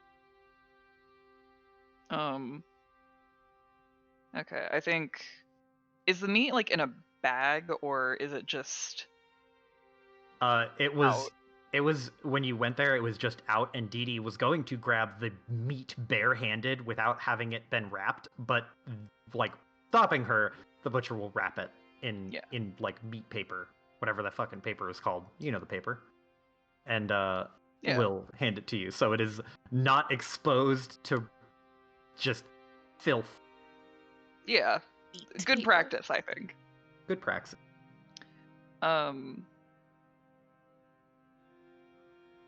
They stare a little bit aghast at Dee Dee with the muddy hands and Maddie grabbing Dee Dee's wrist, and they mutter, "Just like children. We will wash you up on the way back to the inn."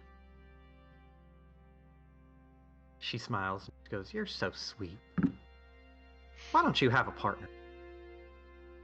You're not singles, are you? You look like the single type. You know, I could help with that."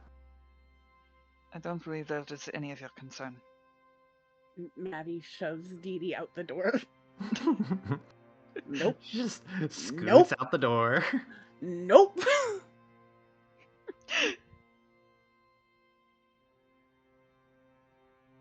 And you.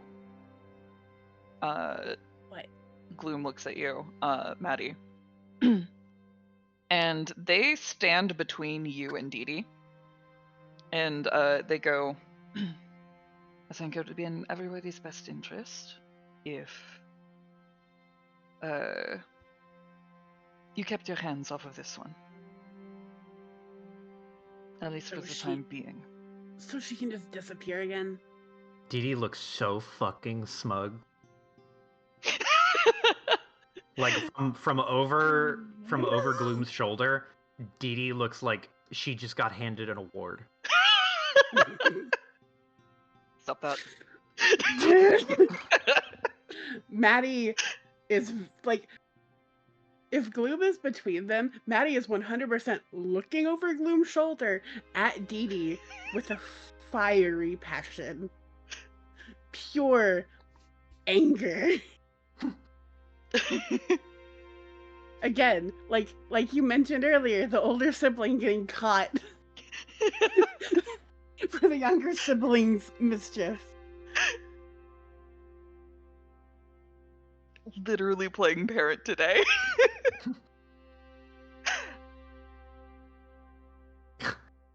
Bloom, you're kidding me, right? I am She's the not one saying. that's causing trouble.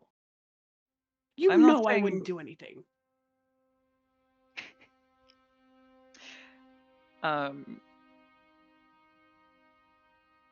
They wait for you to, give them pause or Mhm. have a, what is it, an opening into the conversation. And they go, I believe I would know you better than to pull anything like that. But the onlookers in this town, they would draw their own conclusions. I'm not saying turn your back entirely on Dee Dee. I'm not saying ignore her or let her be. I'm just saying, watch how you carry yourself.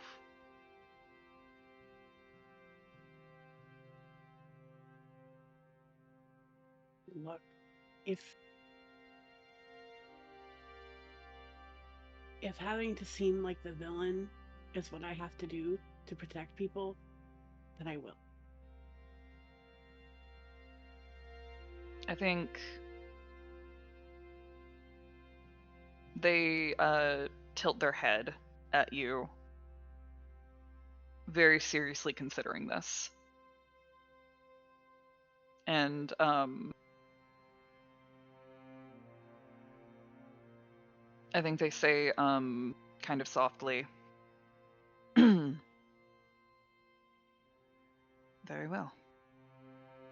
Just know that I'm not going to like what I'm going to have to do if things get too out of hand.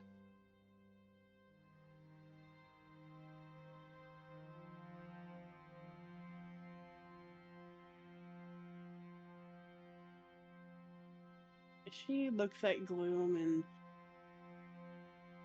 she's more focused on that conversation, but she's very aware of Dee Dee standing right there.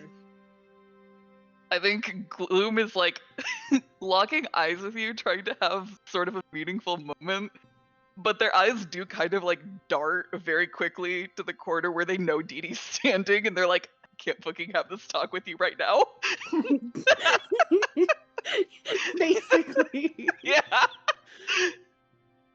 It's very clear that Maddie wants to say more, but she is almost like physically biting her tongue. She kind of bites her lip a bit to stop from saying something she'll.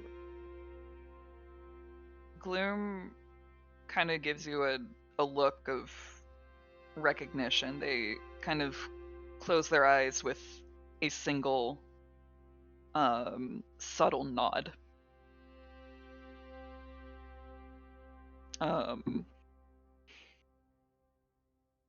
Just kind of signifying like, we don't have to get into this right now. Yeah. I think the awkwardness of Dee Dee standing right there is mutual. Yeah. In the meantime, you're both residents of my town. So if anyone has to watch over anything, let it be me. And Gloom puts their free hand around Dee Dee, the other one carrying the meat.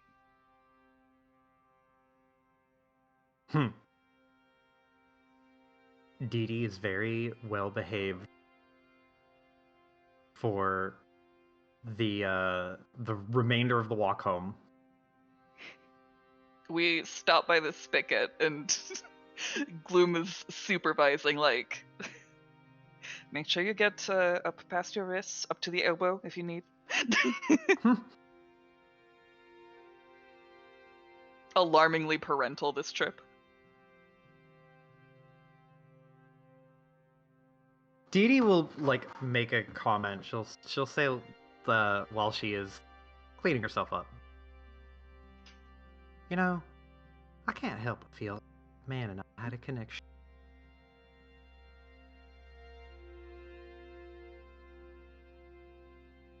Is that men? She like has this kind of distant look on her face, distant smile. She's like, "Oh no, just a pretty saw." And she looks at Maddie, trying to see if she can goad a reaction out of you.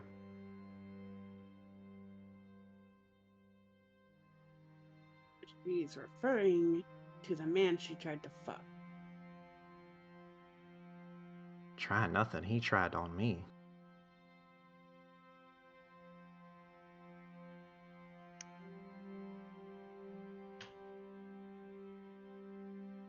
Gloom kind of shifts their eyes, unsure of if this is really any of their business.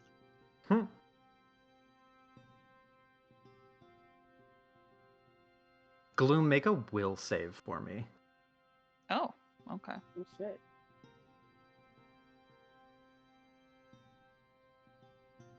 Where is that? On the left, you'll see save. Okay. Saves will.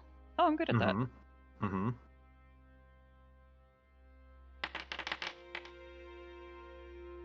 22. 22. You've like as you say that, you're not sure if it's any of your business or not that you say that, but as you think that, there's like a kind of prickling sensation at the back of your mind, like not that it kind of like you've not had this happen before, but it would be like someone is trying to poke around in your head.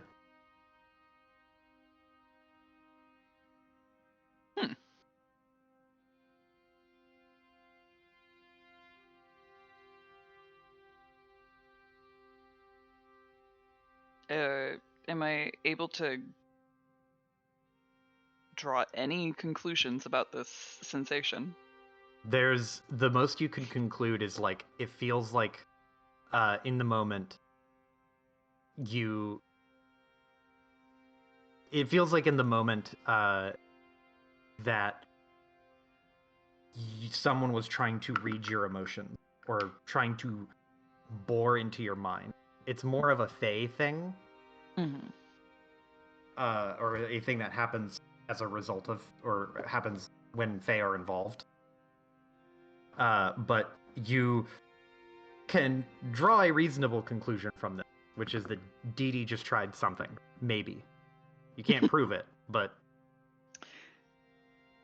I think Gloom just kind of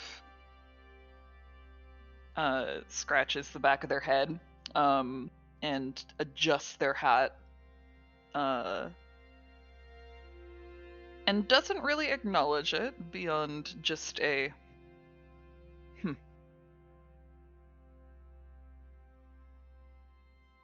Okay. an unamused expression, but other than that,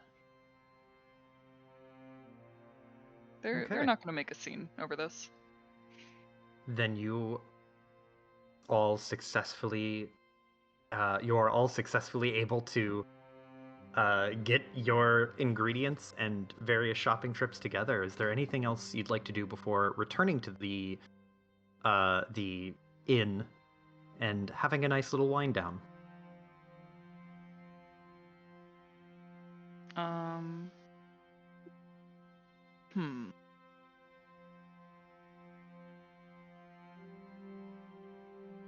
Yeah, I think it's just stuff that falls under that umbrella, but I think if there's anything kind of nice on the way back that could be added to the pies, like, I don't know, additional veggies or things like that. Yeah, for sure. You can throw in extra goodies or extra things that you think would be a good addition. That's no issue. I think Gloom understands generally what makes a meat pie taste good. And just kind of doing the nice person thing by, I don't know, like getting it themselves. It's their little treat. I think Maddie, who's very like aggravated or frustrated with the whole Dee Dee situation, slowly kind of devolves as we are heading back, and Gloom seems to be picking out stuff. Maddie will make some suggestions like, "Oh yeah, that tastes really good with that. I've also had it with that before." Some of them not perfect suggestions, but I think at every suggestion, Gloom is just kind of nodding and responding with varying levels of At some of the more like suspicious suggestions, you get like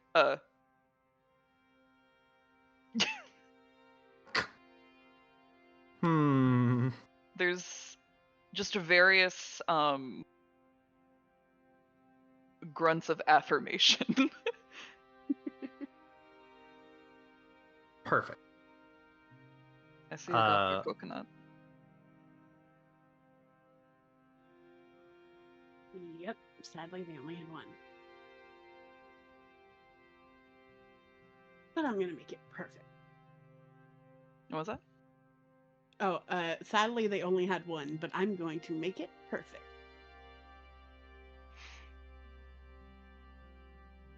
I suppose that should be one more thing to look forward to tonight. Maddie is grinning, but it is not. It's a mischievous grin.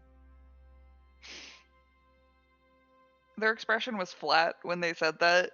They see the grin, and there is just kind of a frown that spreads across their face.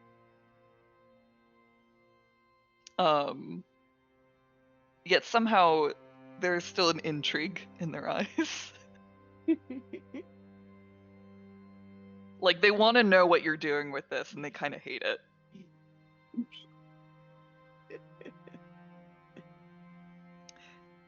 Yeah, let's go. Let's get back to the inn. I'm sure everyone's waiting for us. Yes, hopefully they're not waiting on us. Looks at the sun. Looks around. It's not been too long. Maybe like a little bit over half an hour of walking around, getting everything you need, etc. But you're all able to come back and bring the ingredients. Hawk is standing outside the inn, like not on the porch, but off to the side of the building. And she sees you all approach and will wave. It's not like unusual to see Hawk doing her lonesome, I want to be alone, brooding thing.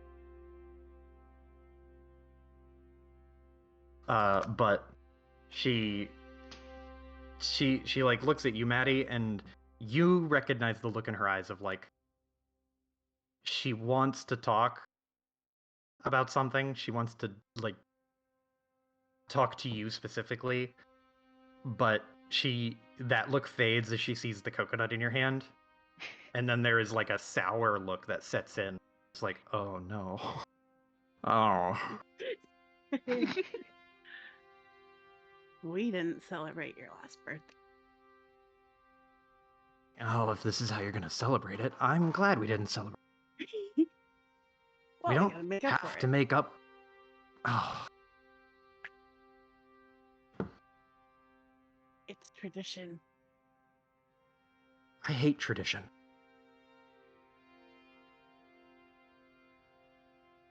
And you know that is just an objective lie. Yeah, I'm just like. I find it funny because I think Maddie is the one that would not really give a shit about tradition. There are exceptions. This Yes, tradition. This tradition. It will never die. Unfortunately.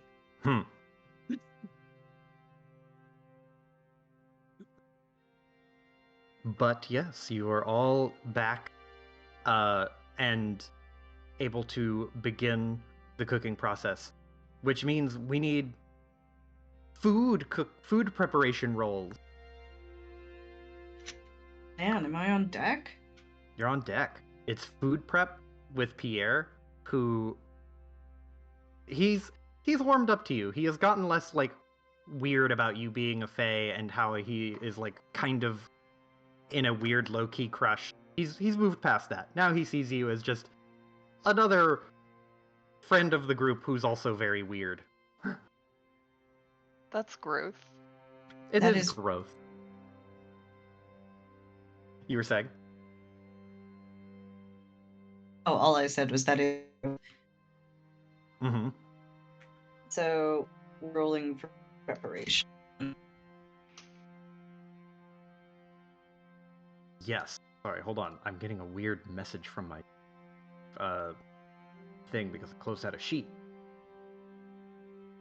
So, for food prep, we will need, depending on how flashy you want to get with it, I assume Aang is proficient in cooking. So, you don't have to roll I will use this as a baseline, but roll me an acrobatics check in lieu of like a chopping up food check. All right. It's dextery. It's dexy. It's fine. Does she get a bonus if she does it like Fruit Ninja?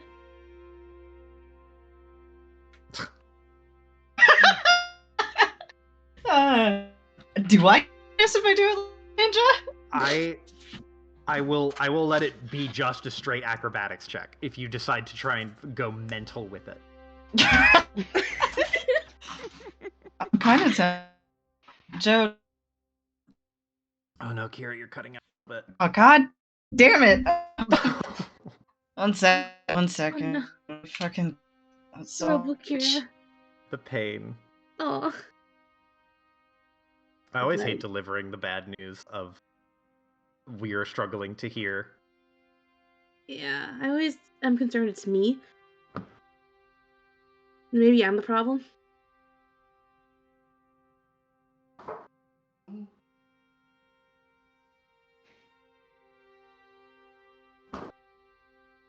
Hello.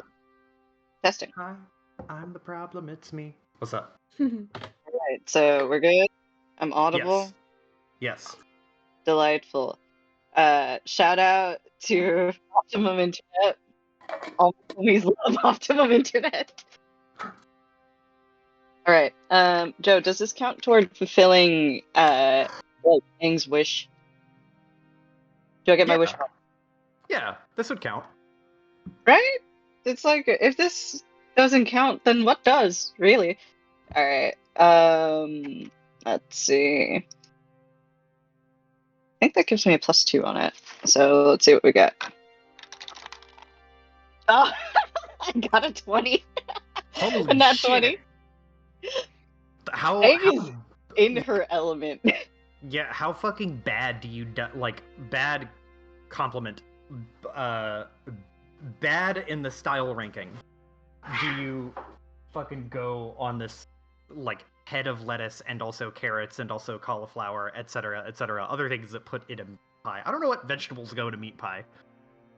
I feel like Fruit you vegetables. gotta get your meerpaw, right? Mm-hmm. So I feel like Aang is, for the most part of her existence, has gotten used to cooking alone, right?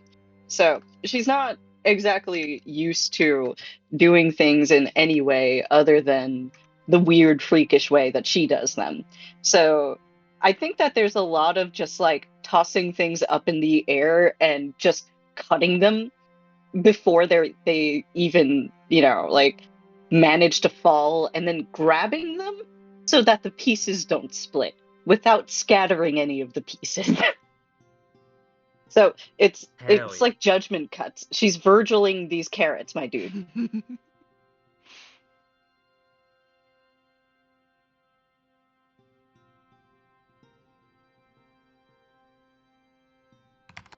Awesome. And Pierre will be able to, he can do either like his own thing, or you can have him be like your sous chef. So he's able to supplement your cooking power by giving you a constant +2 on all the checks. Let's you know what? Pierre's a baker, right?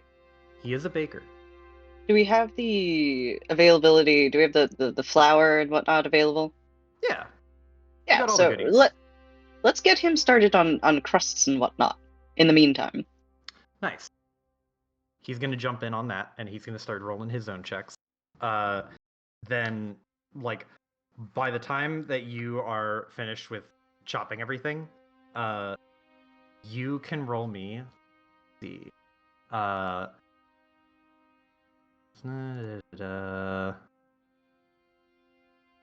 not herbalism, but you could do nature, or you could do survival, I think would count. I love to hear that I can use survival. I love that. Mm-hmm. Alright, let's see. Just move my dice out of the way here. Okay, Aang, what have you got? As a 12 plus 7 survival is a 19. Nice. That's And plenty. then that's without applying the bonus, so that would be like a 21 with the wish bonus. Okay. So that's 2 checks. Then we need one more in here. Doom, I will let you choose this last one. It can be either nature or let me think. Either nature or I'm dumb. Just crafting. It's crafting. It's a crafting check. It's a crafting check. Oh yes, okay, I do have crafting. Holy shit. Specifically, Alright. pie craft. Pie craft. I mean, that makes sense for Aang, though. Mm-hmm. Alright, so let's see. That's a lot lower, but that's an 8 plus 6 plus 2. 16? 16? Yeah. That's So, not bad. yeah, that'll be a very good pie. It is a perfectly enjoyable, like warm, hearty kind of meal. This'll be good. This will give everyone a good chance to have like a nice meal that isn't trail rations. Aang is so thoroughly in her element as she is preparing these pies, by the way. She's like singing to herself and humming, and she's just as happy as can be, really. In a very weird way, you also get to see Aang, a confident and more self-assured Pierre. Like, this is where he likes to be. He enjoys baking more than cooking, but he is actually like very at home and very peaceful in the little kind of quaint inn kitchen. While Can Aang you're try and teach Pierre a song? Yeah, I think Aang would want to try, and as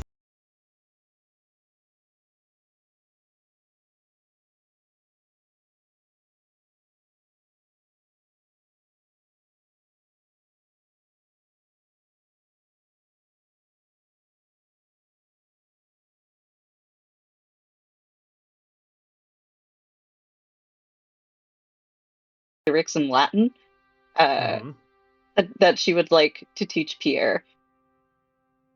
yeah, he will do his best to follow along, but he does a serviceable job. I'll roll a performance for him, and that's what is his bonus performance? Where is the boy? Boy.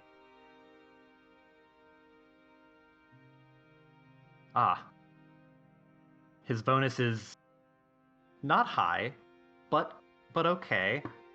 He's trying. He's trying. He's got the tune. He just doesn't know the words. So he's like trying to sing and guess the words, but it's the same. It's this kind of thing where you're like, and you just kind of like mumble or murmur the noise to the lyrics, but not the words. He's doing his best. If he knew the words, he'd be doing much better. But while that is happening, Maddie, you are going to defile this coconut with fire. So you can go ahead and do. I picked up this thing. I think it's called a rolling with drama or rolling with stakes. I forget what it's called, but it's a Brennan Lee Mulligan thing that you roll and take whichever. It's rolling with 2d20, but you take whichever die is further from 10 or 11. Oh, hell yeah. So you take the extremely highest or extremely lowest. Oh, hell yeah. In the event of getting a 1 and a 20, I will let you choose. Oh, hell yeah. Just to put it out there, Gloom is sitting nearby, very coolly, arms crossed, legs crossed, but watching intently. Maddie has to be a little extra here because she only knows how to cook over a campfire. So she had to go outside and make a little campfire. Probably like outside the window to the kitchen. So she's like the window's open so y'all can talk and stuff, but it's a little weird. I feel like she starts that, and Aang sees that out of the window of what has become her kitchen for the next 30 minutes to hour at least. And she just tilts her head at Maddie through the window.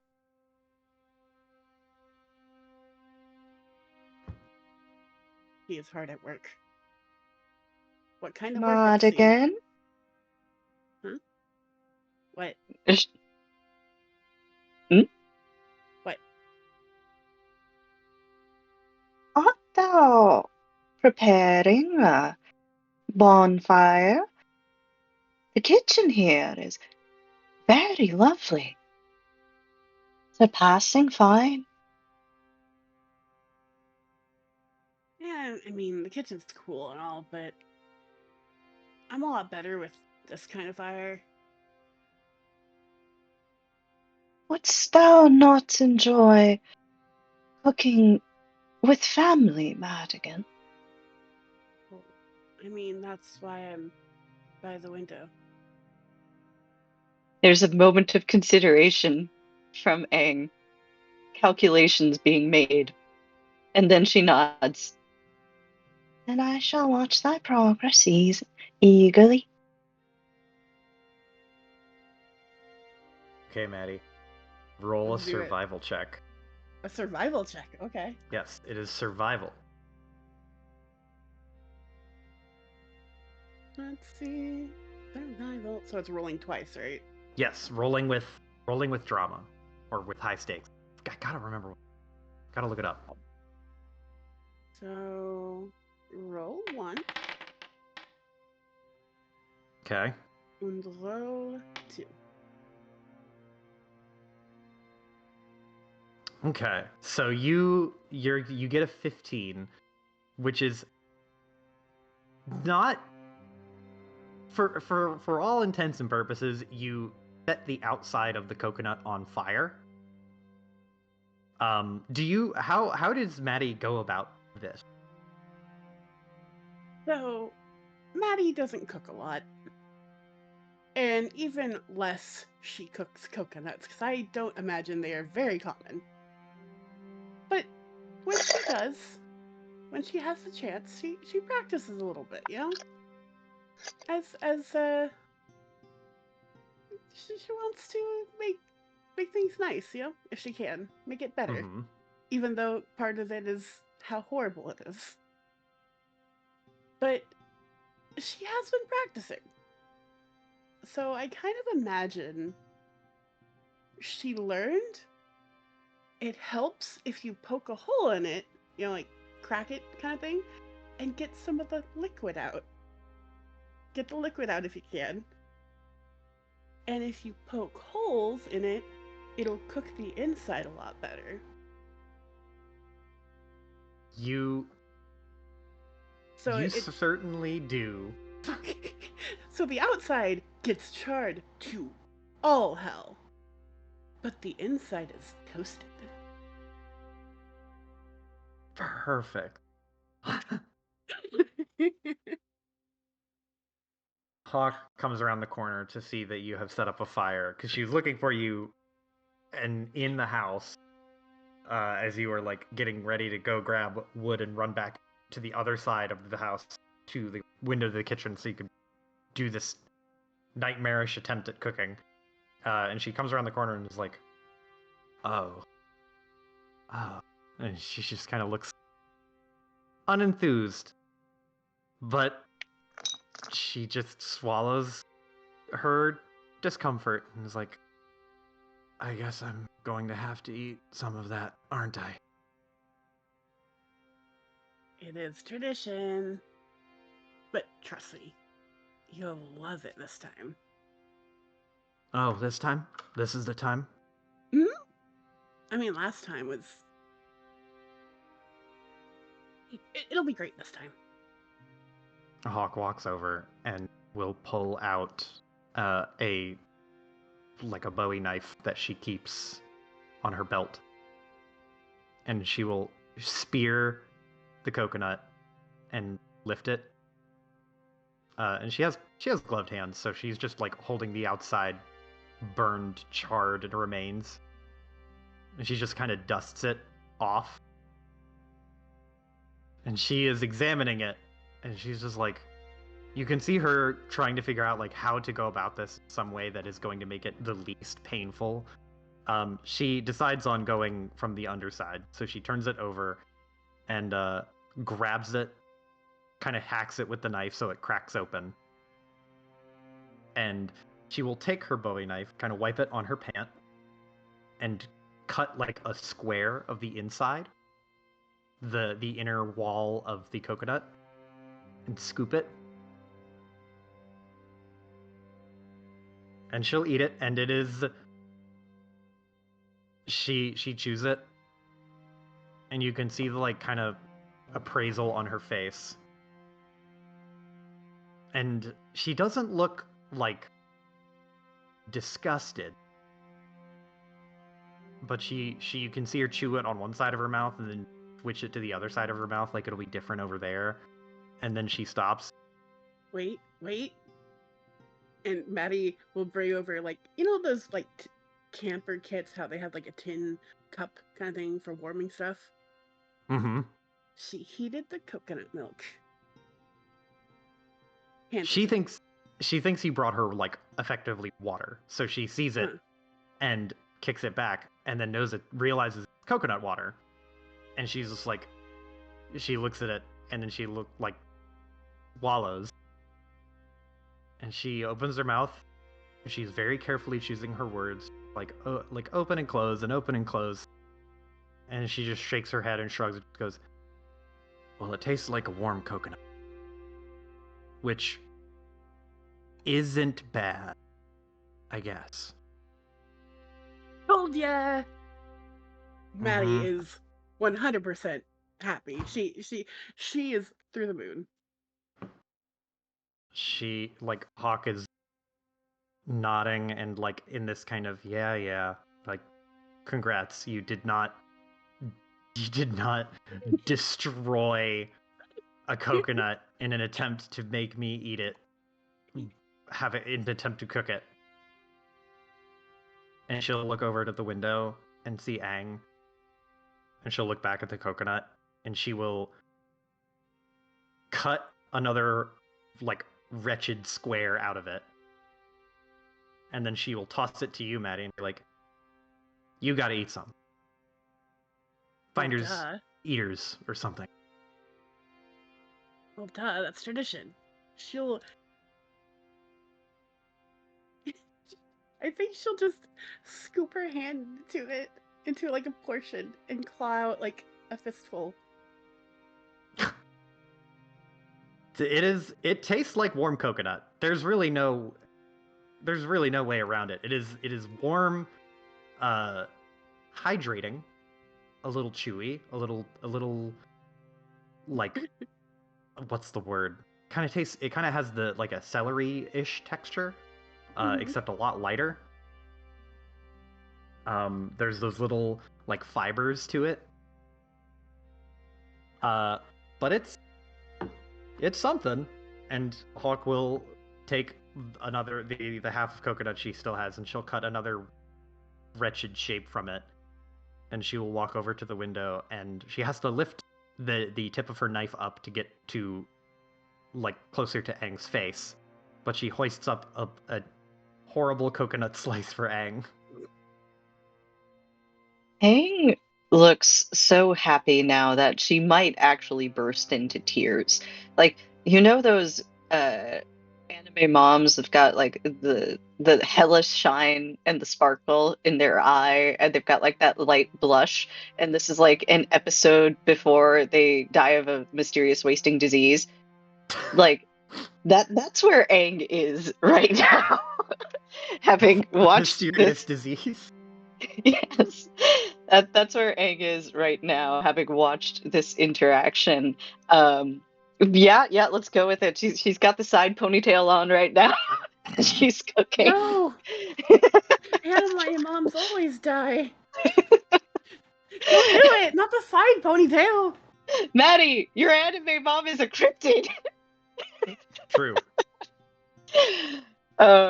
So she is just. It looks like she is just on cloud nine, and she's just so happy. It's unnatural for people after the weird thing to be as happy as this. And she leans forward, and she will actually eat it directly off the knife. Confound her allergies to metal. Yeah, it's fine. It's fine. It's not like it's easy enough to pry off the knife without getting too without risking burns. It comes off in a whole chunk, and I will leave it up to you to decide how much of this Aang is able to really like taste and enjoy. But I'll tell you this: it's mid for a normal human. Maddie's chewing. She's like, "Yep, I really outdid myself this time."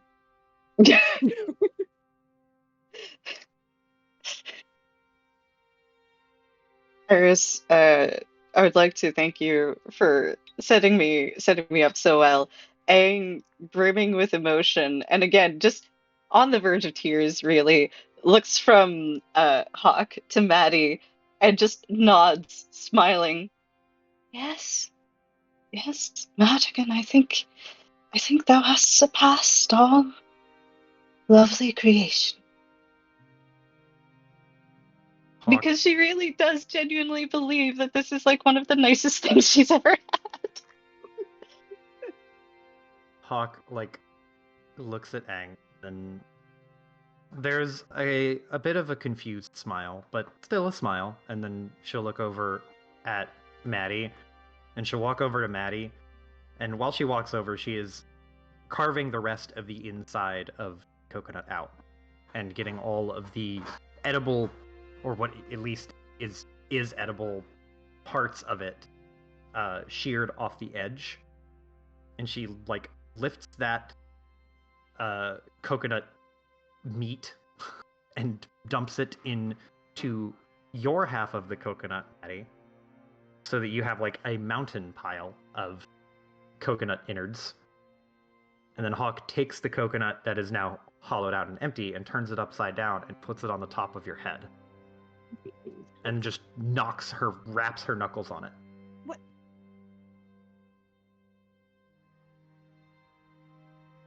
Maddie has a mouthful of coconut still. She tries to speak. Just coconut comes out.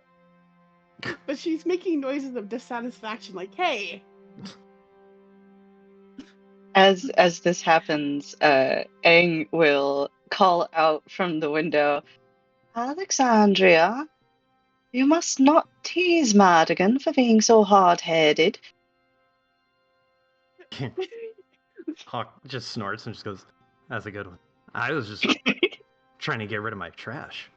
And she knocks on the coconut again.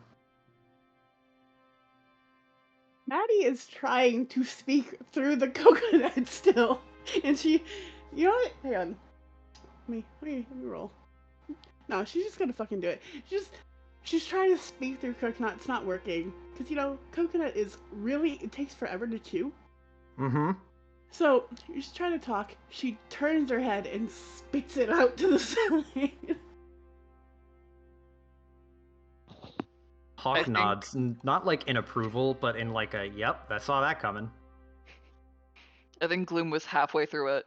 Don't choke before you just fucking spit.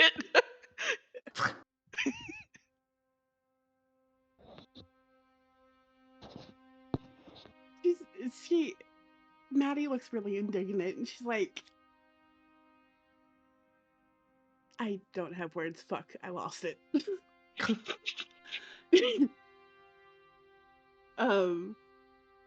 She just looks at Hawk, and then when Aang piped up into you, she spit out the coconut. She's like, "Wait, I thought you were on my side here."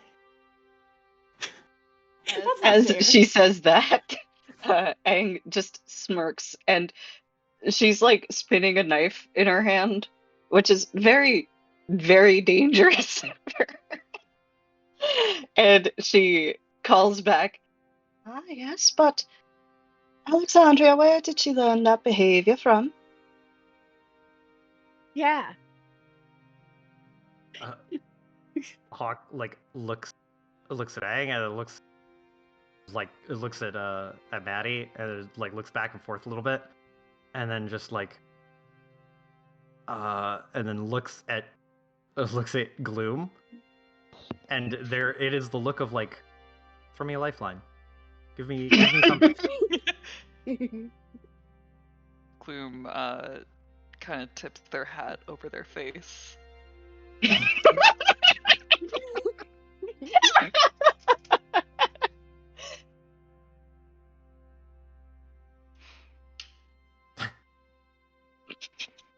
They've drawn their own conclusions. It's fucking brutal, dude. It's so fucking brutal, dude. I love it. That's chat for Hawk, everyone. Abandoned on the side of the road. Zell wasn't here. Or Gloom wasn't here. Yeah, but you guys have a nice little homey evening. And we could all do the long rest now, and you can recover your health, recover your whatever spell slots if you had any, recover all that sort of shit. If there's anything else anyone wanted to do before the long rest, speak now or forever hold your peace.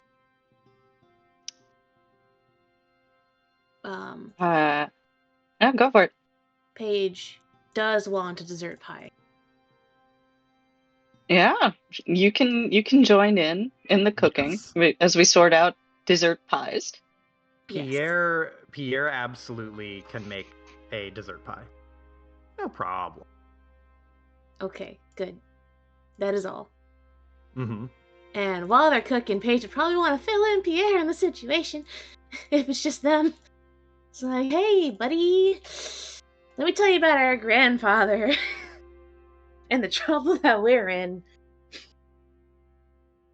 So we can hand wave it. It's okay. Yeah. Okay. Yeah. No, I don't expect to roleplay that this late, but just want that to be established that they had the time making dessert pie. I imagined that Paige really wanted blueberry pie. I don't know why I just had canon that she's obsessed with blueberries. It's her favorite fruit now. But it's during that time that she tells him everything about this Mr. Talltale, because she hasn't had a chance to yet. Mm-hmm. He doesn't entirely understand, but he does hear all of your words and does his best to interpret and listen. There's a lot of like helplessness in his affect. I don't know what to do now. You're just being followed by an invisible man who has no name, or at least does not give out his name very frequently. Mm-hmm.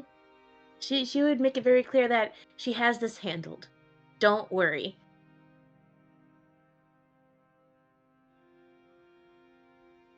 Whether or not that's true is up to interpretation. Mm-hmm. Okay. Then And yes. With her long rest time, because she doesn't actually sleep, Aang is just trying to get in as much family time as she possibly can. That does remind me. There is a moment where Hawk would want to steal like a few minutes of your time, Maddie. Yeah, sure.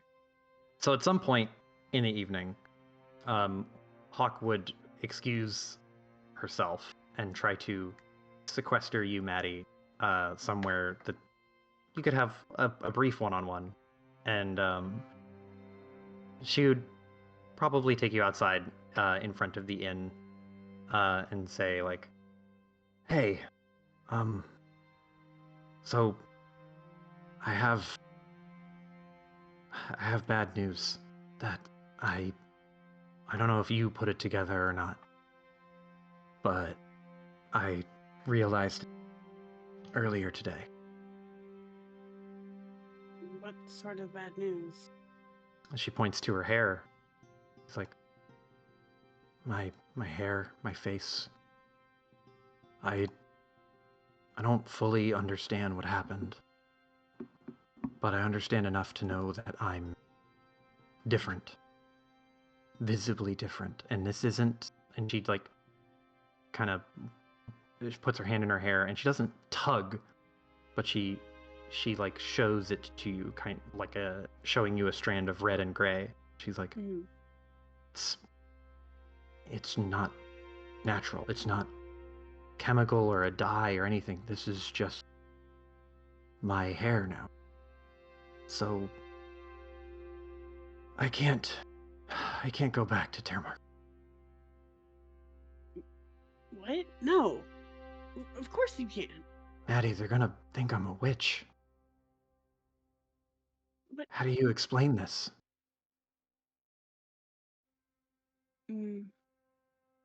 If I walk in and any of the Inquisition see me, I don't want to think about it.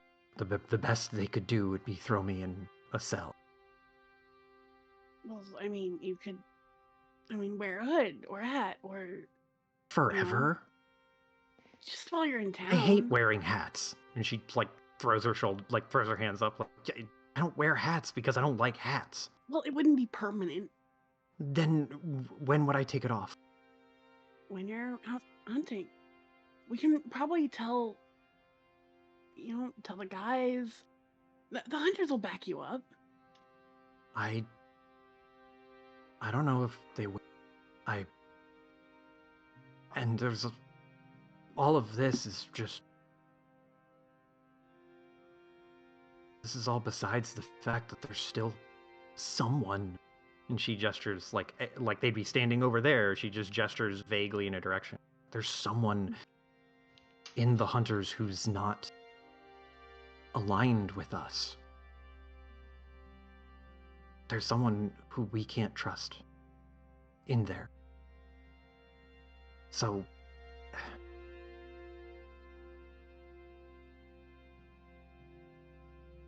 you can't just not go back. She kind of looks at you, kind of defeated. It's not the worst. I have a place I can go. Where? It was a place that I found it by accident, somehow. But it was a place that, I didn't really tell you about. And she looks a little, like, reverting back to that embarrassed, like, yeah, we're kind of back on this again. I'm sorry. I was going to. Just eventually, it's complicated. It's not a normal place to go. But look, it's just a house. I haven't been there. Haven't been there what? I haven't been there in a long time. but I was kind of like a private vacation home where I could go when I wasn't hunting. But might have to be a more permanent home. But What are you I gonna could tell do you how out to. there?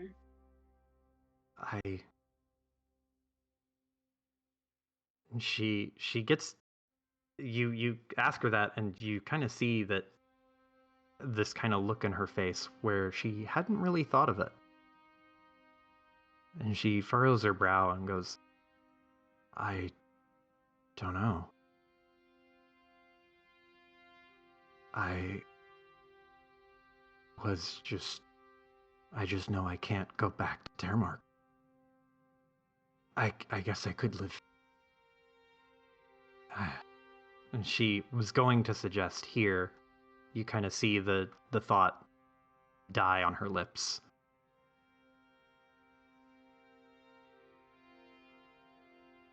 It's safe though, the other place. Well, I mean, you could just stay with us. Yeah, we're moving around, but you'll at least have company. You'll be safer. I need space. It's not your fault. And it's not, and she gestures the inn and like looks at it. And it's not that she is looking at Aang, but there is like a distant kind of like person in there. And she turns back to you. It's my own fault. But I need to come to grips with everything.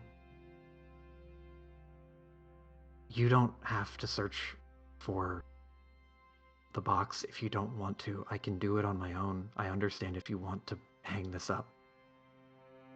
After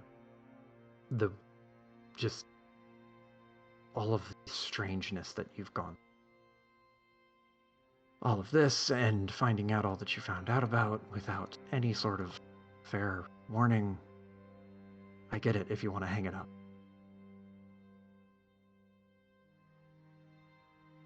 Patty frowns a bit as like Hawk continues, but she's not. She's taking in what Hawk's saying, and she just shakes her head.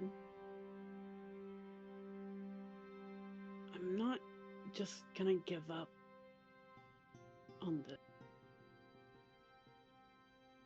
It's really important for. I mean, it's your quest, but more important than just us. And yeah, I'm not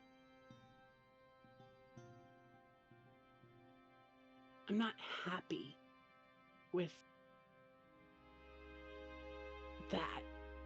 Just kind of similar gesture of just kind of throwing her hands out, like towards Hawk, but also towards the building kind of thing.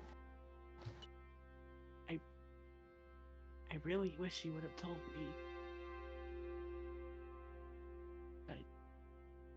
But that doesn't matter now. It's in the past and can't really change it. And well, I'm gonna keep going until we find the spot. But when we find this box, you're still gonna keep your promise, right? She Even looks if up. it's not in Termark. The promise you're referring to. What was the promise you're referring to? Back at the graveyard. You'd retire after this mission. Oh, yes. Hawk, like, she looks up at you and she forms several different words with her mouth before settling on, yes, all of this done. I'll be done too.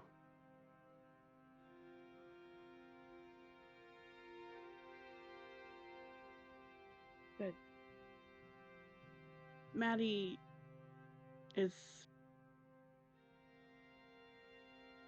She says good, but she doesn't seem particularly happy with what she's saying. Mm-hmm. It's very conflicted and kind of quiet.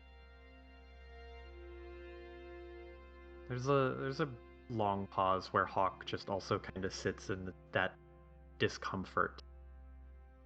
And Hawk will step forward and give you a hug. And despite like being equivalent in years, Hawk is just so much bigger in terms of her sheer size to you, but also like the kind of experience and weight that she carries around. And it's kind of surprising because you got to see a lot of that weight sort of build up and accumulate on her. But it never really seemed to weigh her down, at least not to you. But maybe it has. Or maybe it started to. It's hard to tell. Maddie accepts the hug and hugs her back. Not, she hugs her tightly, but not in a "I'm gonna hurt you" kind of way. Like, she has to watch her strength, but it's definitely a very close hug. I don't like. I imagine they've hugged before, but I don't think it's often. It's not. Right? It is definitely not often. Usually, if it's a hug, it's like the arms slung over the shoulder type hug, quote unquote, right? Mm-hmm. And she holds on for probably a little longer than necessary, and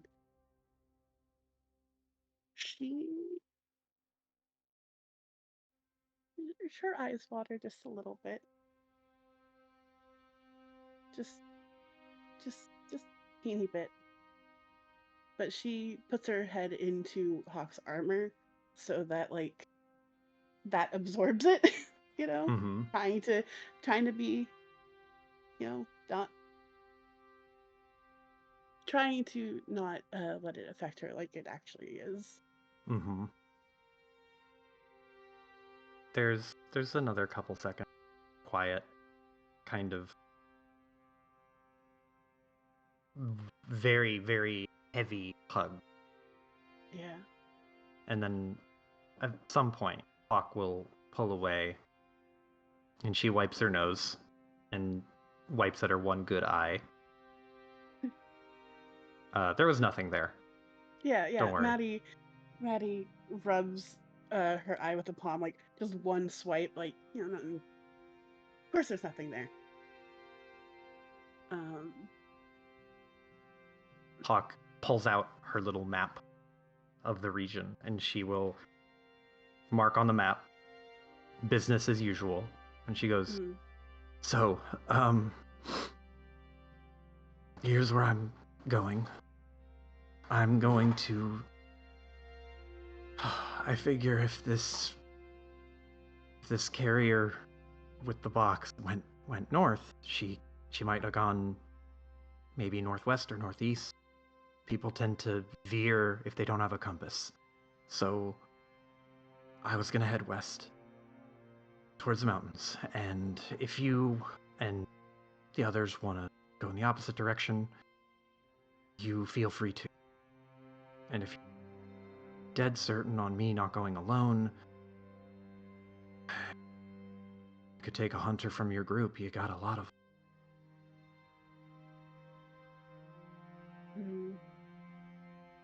But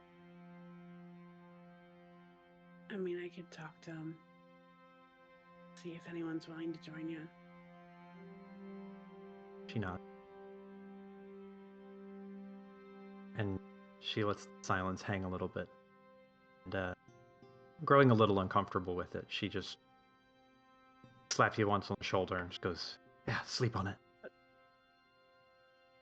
We got time." Maddie nods, and she's kind of quiet for a little bit longer. It's slightly awkward, right? And she's looking at the map as she's thinking, kind of thing, and she just kind of turns off. She's like, "I'm sorry, by the way." She kind of furrows her brow. For what? I may have gone a little too far back, and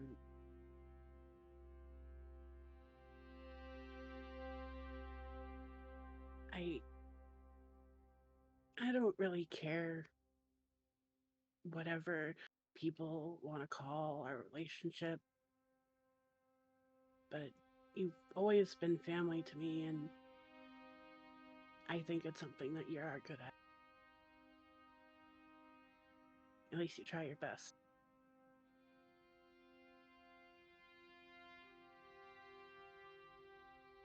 She looks you up and down. Thank you.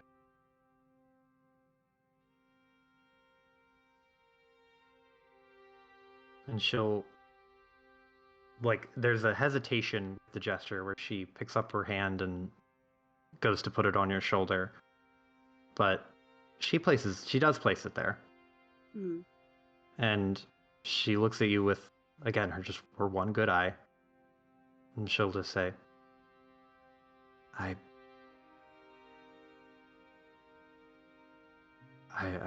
know, I hope you know that I love you, Megan, like sister or a daughter or something. Somewhere in family, we fit together. Yeah. I love you too, Alex.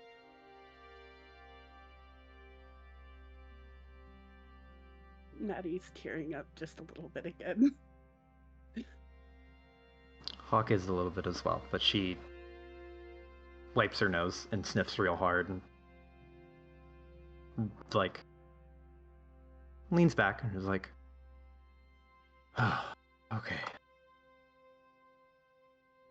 Man, that meal was really good, huh? Mm-hmm. She smiles. Best Yeah. meal I've had in a while.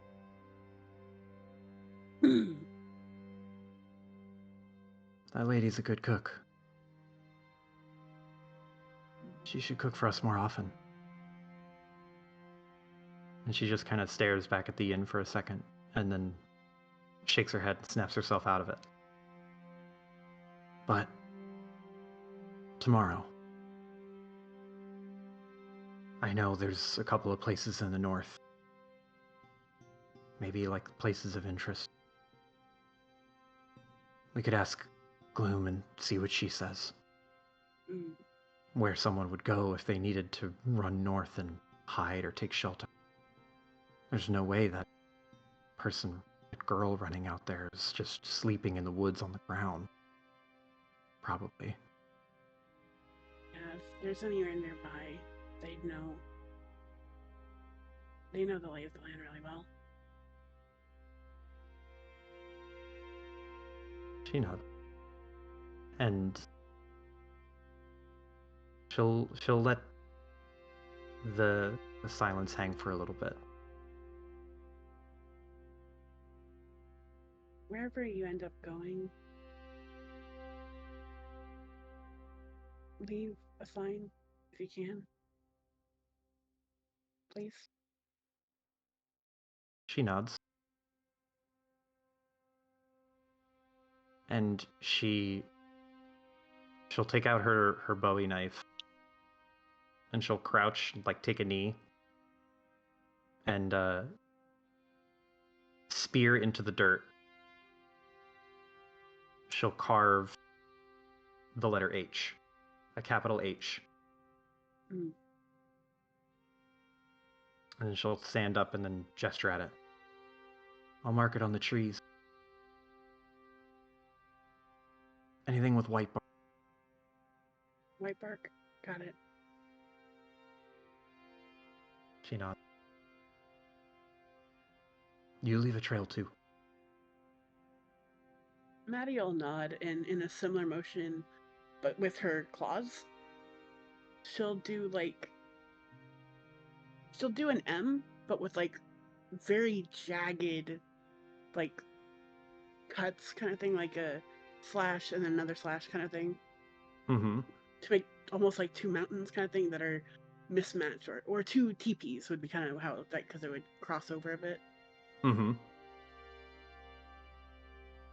Hawk looks at it, and you can see like the job hunter persona kind of take over her face for a second. She like commits it to memory.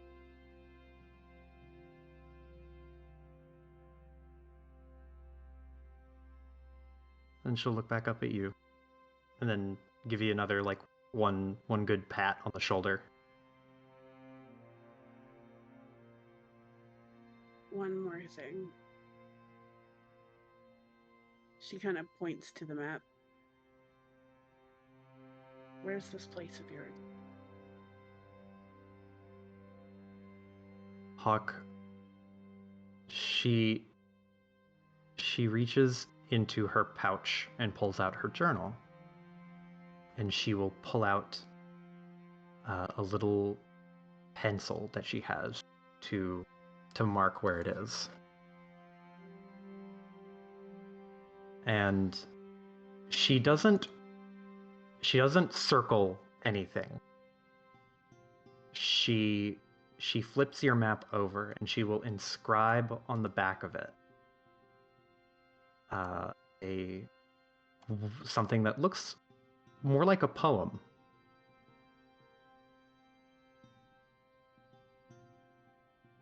Let me get it for you real quick.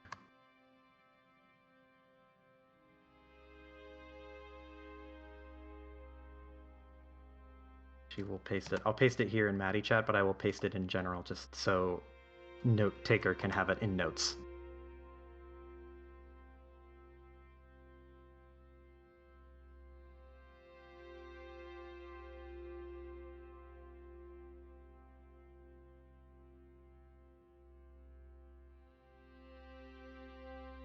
But she writes down all of that word for word. It takes her a good bit because there's a lot to it. But once she finishes, she looks at you and she reads it.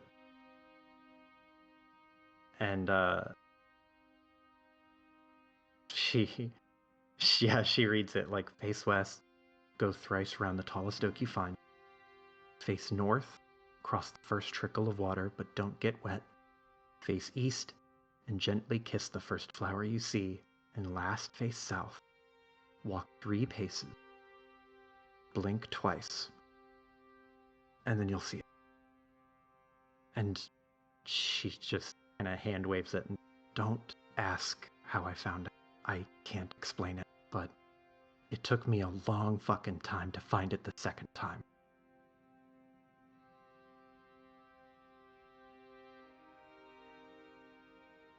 I had to figure these out piecemeal.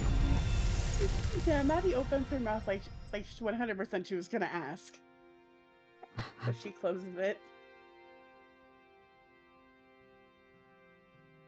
Oh, he's just like you to find places like this, huh? She shrugs. I guess I get lucky wandering around these woods.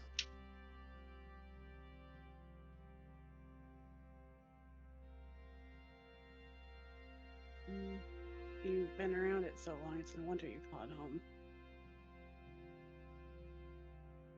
Kind of nods. And there is like a distant kind of warmth to that nod. Where earlier in this conversation she was worried because she thought she was losing a home. She realizes like there's still some kind of home for her.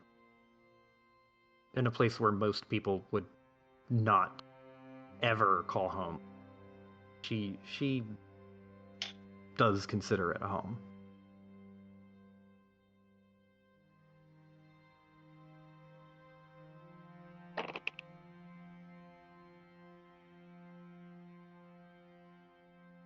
That's so sweet. But yeah, Maddie Maddie reads the instructions. Like, she's very hard focusing on it in case, like, she loses the map or she wants to dedicate this to memory.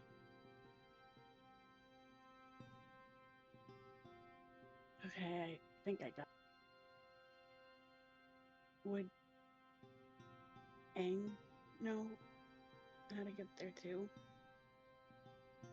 Hawk, like, she narrows her eye a little bit in thought. She looks at you and says, I don't know.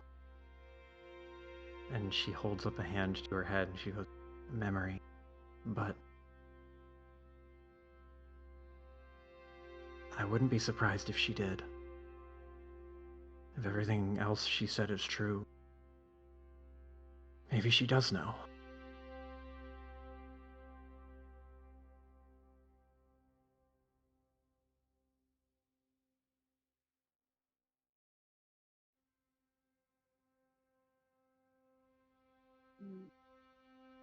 Either way, I can't wait to.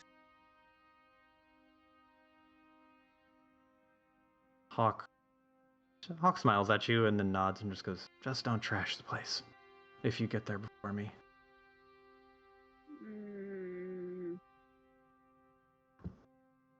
Maddie has a look of maybe, as if she's considering it.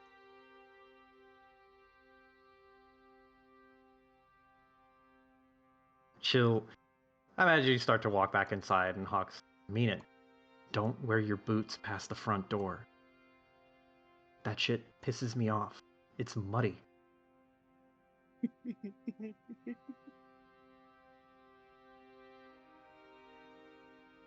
I'll try and remember that.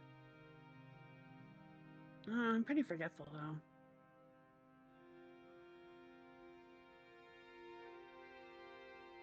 Grinning.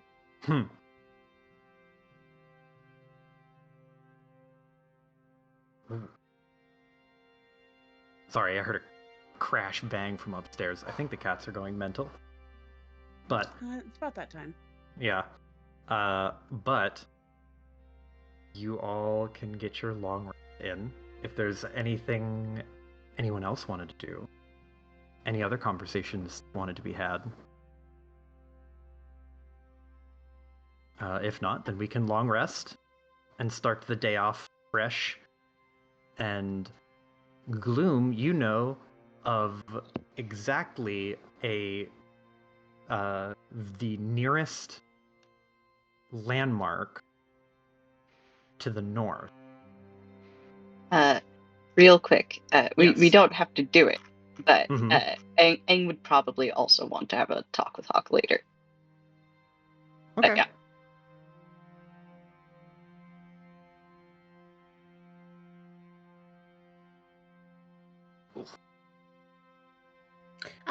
Sorry. Rest for the night button. I found it. It's the Yes. one that looks like a bed. It's very helpful. Yeah. Mhm. Okay. If you are down, Kira, if you wanted to do Techstar feat, we could do that. I'm always down for that. Hell yeah. Then you guys are free to have your long-awaited rest.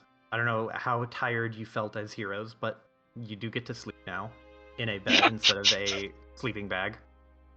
Speak for yourself, Joe. True, What you about are. a hammock? Yeah, you're right. You have a hammock.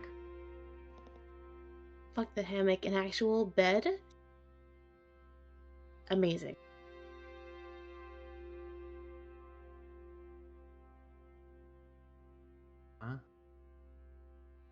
And on the morrow, I have marked it with a very sloppy line. I need to make this. I want to make this a little bit thinner. A little thinner. Let's go here.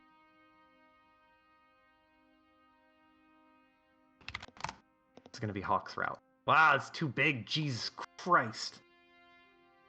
22. There we go.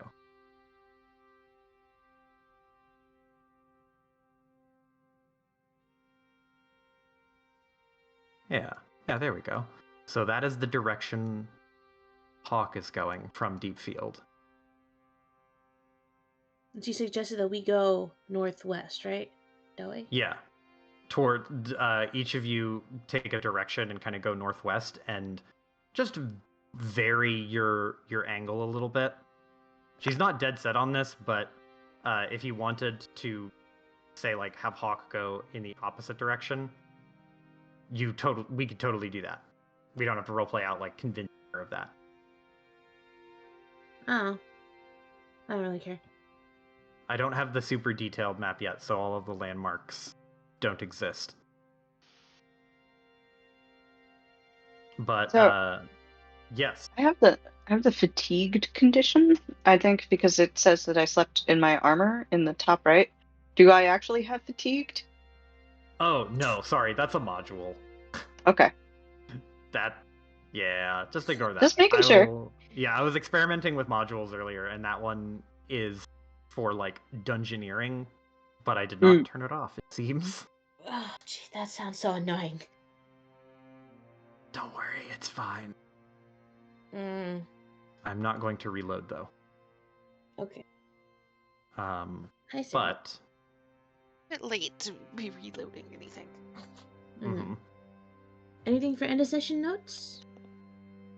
I will say if you are all okay with just skipping to the location of the dungeon or skipping to, or not dungeon, skipping to the location, the point of interest, we can jump straight there because it's not too far away. We can do that, or we could do a few fun random encounters along the way, whichever you all prefer.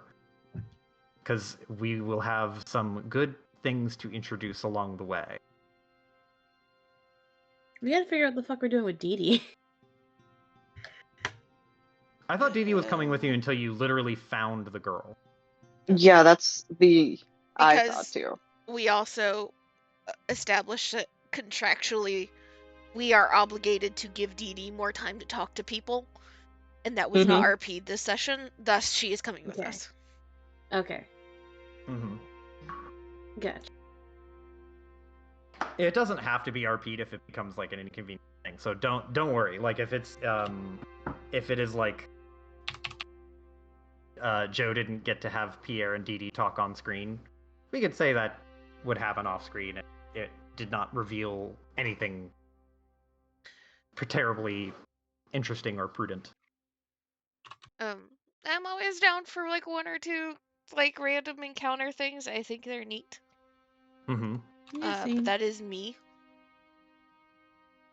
I have some ones that on this list here that I think are gonna be really fun. I know personally, I love random encounters.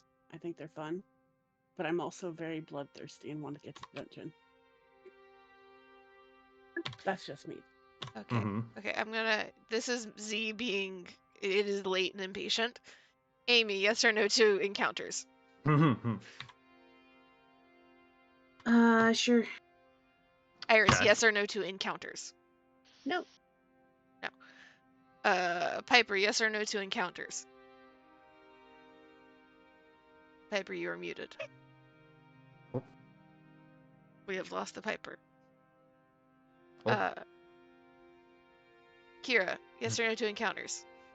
I'm fine Well, with I'm them. here. Oh, Negative on the encounters.